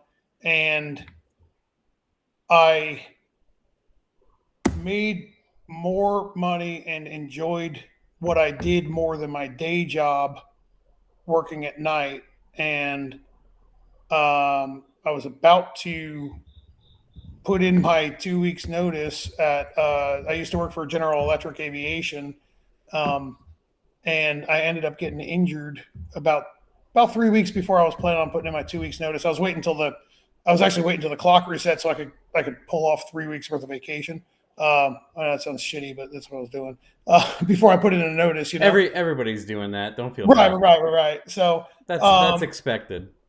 So I actually got injured at GE January of 2019. By January 2019, I was already booked out like a year wiring cars, and I only did it on the side. I did it at night and on the weekends, and I was tuning cars for a long time and whatnot. And anyway, so I got injured, and then I kept working my day job, but I was on limited use. And when I had surgery, once I had surgery, I didn't go back to my day job, and I couldn't do anything with my left arm. So I think I remember the photos when that happened to you. Oh yeah, you were just purple. Oh yeah, like all the way down to my waist. I think you ripped the muscle right out of your shoulder or something. Yeah, I tore the muscle, broke the labrum in a couple spots, tore the bicep off, That's what it was. The bicep was the worst part because you're no. Actually, the pec was the worst part. I tore 85% of the pectoralis major muscle off of the the shoulder. Yeah. And then, yeah, it was really bad. It took them 6 months to put me in surgery.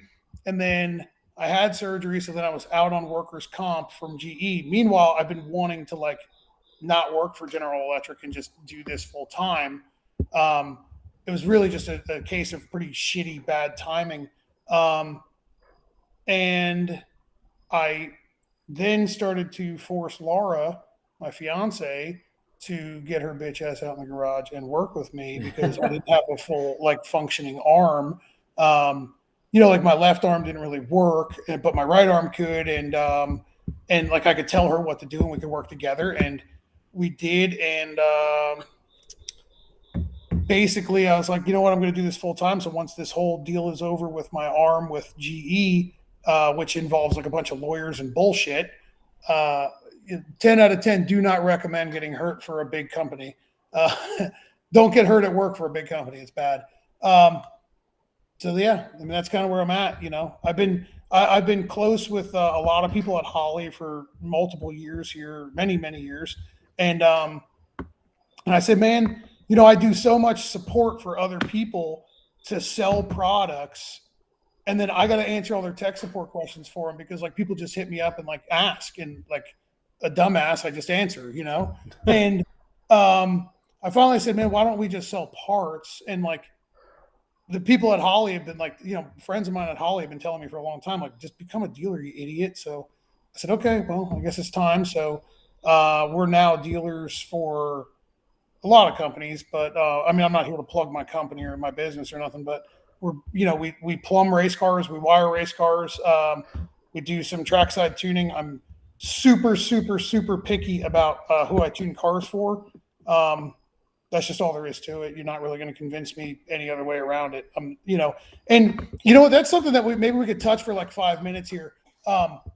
Tuners, right? Like tuners, like what is a tune? That kind of thing.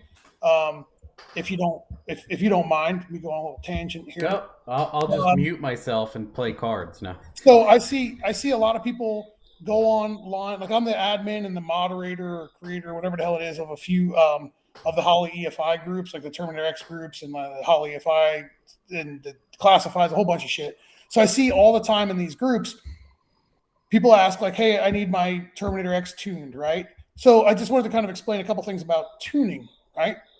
So when I see a post like that, like, oh, I need a tune, or this guy did my remote tune and he's the best, right? Okay, that's fine. You have a pretty basic combo. He did a good job. I'm not saying anything bad or anything good about anybody. That's me. Well, I'm saying like no, I'm just saying that's me. Like, decent job. So I'll see this and I'll say, and you'll see a guy that say, hey, I need somebody to tune my car, right? And everybody will chime in with their favorite remote tuner, which is fine. Yeah. So everybody chimes in with their favorite remote tuner, like, oh, you got to deal with this guy or that guy.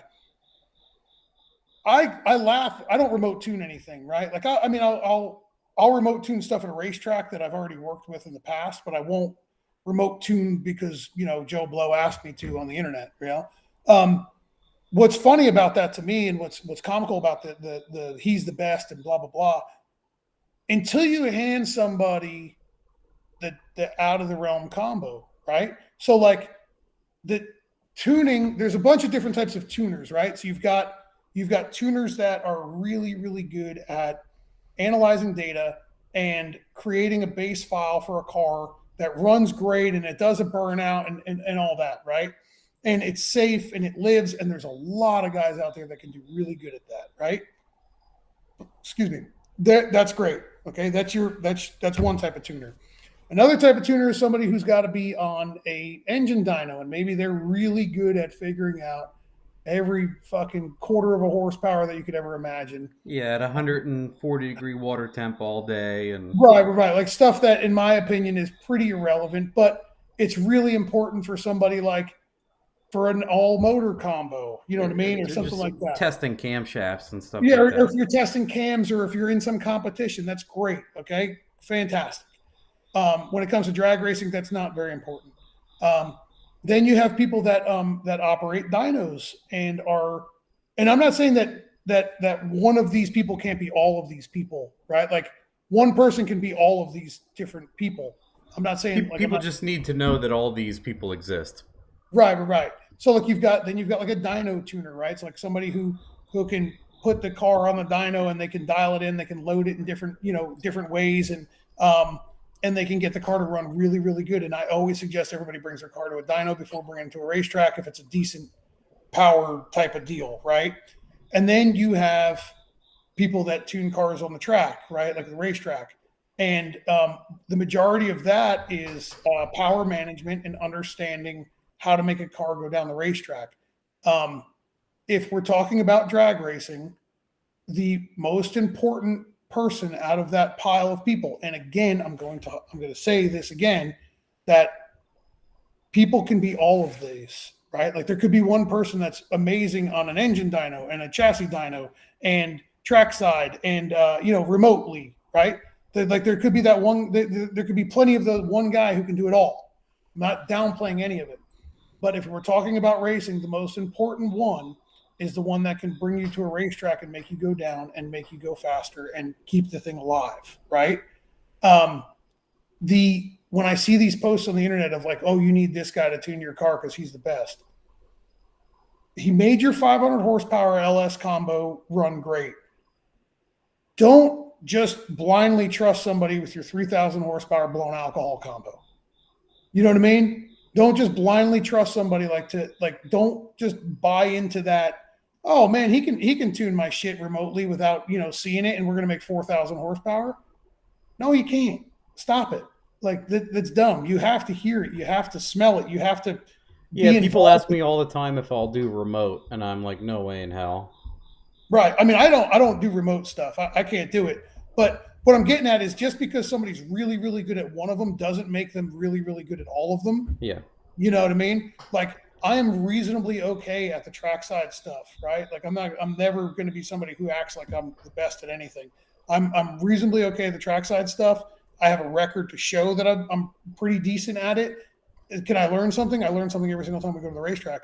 But I can't do the remote stuff because if I can't hear it, I can't. If I can't feel it, if I can't smell it, I can't function. You know what I mean? No, yeah, because there's a I'll have people come to the dyno, and luckily for me, I have enough YouTube people that painfully must watch my stuff where I make fun of everybody having a misfire. Where there used to be cars where I'm like, they fired on a trailer, and I'm like, well, that's down 3 cylinders at idle. Right. So, and I tell people, I'm like, hey, before you even drag that thing off, no one's going to be surprised when I tell you that this has missing cylinders. It's not an excuse for later. It's a promise right now that you don't have all your cylinders. So, right. And I've done enough shit talking like that to the point of where people check themselves before they come, and most notably, a lot of them are anxious because they're like, I hope I didn't screw stuff up and I don't end up a meme. Oh yeah. Well, and that's kind of good though, because then it pushes people to do a little bit better of a job as to making sure that all their shit's right. Yeah, and that's there's importance there. But then I always tell people too, like, hey, if you just built this car, and this is a lot of them are so embarrassed about bringing their car, and I'm like, honestly, this is probably the first time it's run. Homework might be our first dyno assignment, all homework. Yeah, well, when we wire cars, we typically fire them up for the customer. You know what I mean? Yeah. Which is something that most people that wire cars don't do. Which I understand. I understand why they don't do it. 100%. But we only wire Holley EFI. I refuse to do anything else, and I'm too busy to want to do anything else. You know what I mean? I got too much work already lined up to want to do anything else. So when we fire up a car, we ask the customer to bring us a car that's ready to be fired up. You know what I mean? And then we can hand them over a car that starts, it runs, it idles, it takes throttle, it does everything it's supposed to do. But that's a huge thing for people, man, is that first fire up. You know what I mean? Like they just got done building a car and getting that thing kicked off and actually running. It's like, that's huge. You know what I mean? That's like a huge accomplishment in its own. Yeah, of course. I always, like I said earlier, you did 600 things correctly. Acknowledge that for a second. Right, before you start like shitting on yourself about the fact that you didn't cut the fucking zip tie ends flush. You know what I mean? Or like something dumb like that. You know what I mean? Like, well, that, and then again, at the end of the day, when I'm done tuning someone's car, it makes 650 wheel, and they're like, hey, if I wanted more, is there something simple that you can see? And I'll give them like 10 suggestions, and then I say, or you can tell me to shut the fuck up and drive your 650 horsepower car and not worry about spending any money. Right. That's an And option enjoy for it. you. And that's Right. why I always bring up that like burnouts and ice cream stuff that just, I say it all day long, but I'm like, that is an option. It's Yep. acceptable. Yep. Just take it. A lot of times I say, you're just going to have to live with 707 horsepower today. I'll tell you, I miss 700 horsepower. So my car, the one sitting behind us here, we drive it around town. You know what I mean? Like we're going to be doing some smaller drag week style events here coming up. We drive this car. We put the convertible top down and we cruise it around town. And Laura and I go out for dinner in it, or go get ice cream or something like that. And that's the part of the car that I like the most. What I don't like is that everything's solid, all the suspension's tight. You go down the road and it feels like your kidneys are about to come out. You know what I mean? Like it'll knock your teeth out of you. Yeah. It's a very rigid, stiff car. It's this car's All a 25 spherical, everything. Yeah, well, and it's a 25.3 chassis. Yeah. So the whole car, and shit. Last time we took it out, I forgot to freaking loosen up all the suspension, and like that was a mistake. You know what I mean? Like I had all the struts were tight, the shocks in the rear were tight. That was a mistake. I don't know anything about all that now. Yeah. Loosen that shit up and disconnect the anti-roll bar before you go out next time. You know what I mean? Like Yeah, I get it. I always laugh because like you guys say like the super fast cars are nervous, but like I'll drive the 850 horsepower Colorado every day and take stuff to the scrapyard and then go foot brake it. Obviously, I'm not worried about it because I did on the way to the track. I did 850 to 150 pulls, just being a jerk. Right. I'm fine. Nothing came loose. I'm good. Yeah. Fucking lunatic. I couldn't do it. You know what I mean? So I couldn't operate that way. So I think we're at 301. So okay. Is there anything? I'm trying to look here real quick. This cricket is loud. Can you hear it? I do. He's louder than all the other ones. I can see him on my microphone. I can see my mic moving when he's cricketing, so I know you guys can hear it. 45. What is this? No, I think that's it. My car rides like a shopping cart with the track suspension settings. Squirrel tuned. Yeah, terrible. I can see Matt racing the Amish. They don't put up much of a fight. They're polite, first of all. Second, they're in a horse and buggy. If you come anywhere near them, they would just stop and wave you. They're totally non-confrontational. I was just somewhere recently. I took my kid to Baltimore National Aquarium. I told you about it. Yep. And then we were somewhere between here and home, and there were Amish people in the sheets.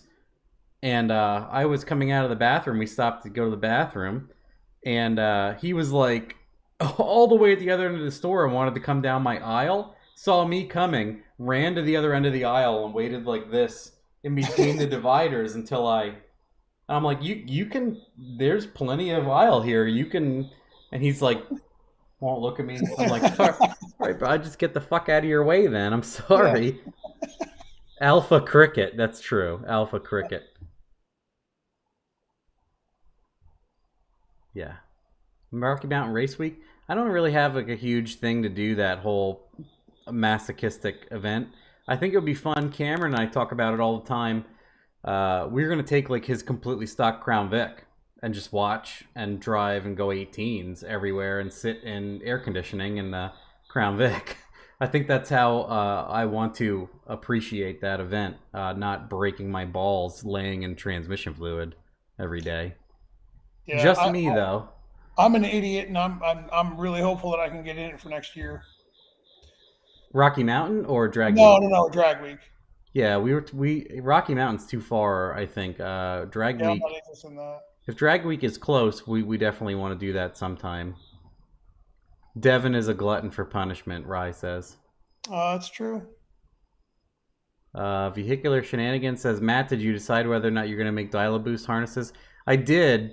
I'm making them by myself, one-offs, and I'm putting them on the store. And then I even made one recently. I'm like everybody else in the world. I'm waiting for connectors and stuff. What do you need? I'll have to ask you, but I only buy like I don't want to spend $600 for parts and then sell 2. Right. That's where I'm at right now. So I buy enough to build 2 or 4, and then I sell those because I Well, feel if you've got low volume demands, I can handle it. We keep like a boatload of shit in stock. Metropack 150 4-pins to do the Holly power tap pass through. I'll see what I can do Male and tomorrow. female. So what I'll I see what do I can is do. because I sell the plug and play alternator flex fuel stuff. Yep. So for these, I built a pass through, assuming you already have something in mind. So this is a pass through, and then it has an offshoot for the AEM and another dial. And then you physically can adjust your boost from there. And then I made another one the other day that has the boost solenoid wiring on it, and it has DTM 3-pin for the dial and DTM 2-pin for the boost controller. So yeah, what I'm doing is I'm trying to weigh in how nice that is, like 2 DTM connectors, a pass through, the AEM dial that's $30 by itself, and what people want to spend. Because at some point you're charging like $300, $350 for like a harness, and people are like, well, that's ridiculous. But then other people are like, all this is nice and I don't have to do a damn thing. It's worth it. So I'm weighing that. Well, if it's $300 is ridiculous, don't go to my website. Well, no, yeah. A lot of people are happy to pay what I have been asking, so I'm just weighing that. Yeah. But he's asking if I am. I am, and I'm trying to figure out a way to volume it, but only in a way that people can afford and are willing to pay. Otherwise, it's a waste of time. So is that that's my short answer. That's a Sloppy Mechanics short answer. When can I buy one? When I get more parts, blah, blah, blah. What I've been doing is I'll make like 2, and then I'll post them on Sloppy Private, and I'll put them in my Shopify. There is a Shopify section for them, but they're not in stock.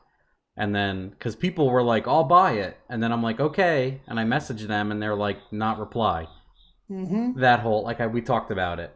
So I'm like, I'm just going to make it a Shopify item, and then I'll post a link, and whoever wants to buy it now can. Yep. And then I have their address and shipping label, and I don't need to worry about all that garbage. This guy, he's getting louder. I swear to God. He's outside. He's that loud. He's outside. He's probably the size of a dog. But anyway, custom wiring pieces for custom projects always cost more but save headaches. Yeah, Monkey Fab says it's worth what it's worth. Any news on my Kia? That's its whole own subject. I should make an update video on my Kias. Anyway, yeah, I think we're finally done. Hopefully everybody learned a lot about drag racing. Obviously, I appreciate Devin coming on. It looks like we've had an average of 130 people for this entire time. You people are sick. I can't believe you would listen. The cricket is ending the show here, people. He's announcing we're finished. Well, I'm glad that we got to, kind of bullshit about all this stuff, and hopefully somebody learned something. It's literally, it's taken me people might feel bad, but it's taken me 15 years to realize all of that, and probably a similar amount of time for you. Oh yeah. So, nobody's learned anything overnight like this. You know what I mean? So it's nice for people to hear. No one says this is what you do and this is what you shouldn't do. Right. So it's probably a big thing for a lot of people, even if they don't want to admit it. Because anytime I start talking about this, people are like, I have no idea. I had no idea. Right. They're like, I've been racing 5 years and I have no idea. And I'm like, oh, okay. Well, the track doesn't tell you and no one will stop you. So it kind of isn't your fault. But Right. Well, thanks everybody for tuning in. Yep. Thank you very much. This will conclude our soapbox session. That thing's nice. What I want to do is get the JDM one. You ever seen all the JDM videos? They have the human pointer finger, and he pokes the Garrett turbo 30 times on a Supra video. JDM motoring videos or whatever they are. Yeah, I've seen him. Yeah, I should get one of those. The cricket is relaxing, he says. If I don't think about him, I don't even hear him. But once people are like, is that a cricket? I'm like, damn it. Now, 3 hours I'm going to be thinking about it. I need to form a friendship with them because I have a hostility thing going on with them, and I think that's the friction. I'll add another short story. the birds would shit on all of our cars endlessly up here. You know what I did? I bought a bird feeder and I feed them. You know what So they hasn't still happened shit? in months? Are you serious? No bird shit on anything I own ever. Nothing. What the fuck? They don't shit on anything because I feed them. Huh? So you give them more food to potentially create more waste. Shit. Yeah. Gone. That's impressive. Yeah, feed the birds, man. So now I Huh. call on my birds and I'm like, my bird feeder's empty. My bird every now and then, like if I don't fill it, if it goes about 3 days, shit starts showing up. They're like, hey fucker, where's that feed? One day I went about 2 days and then one shit right on Jamie's Porsche wheel. Just the wheel.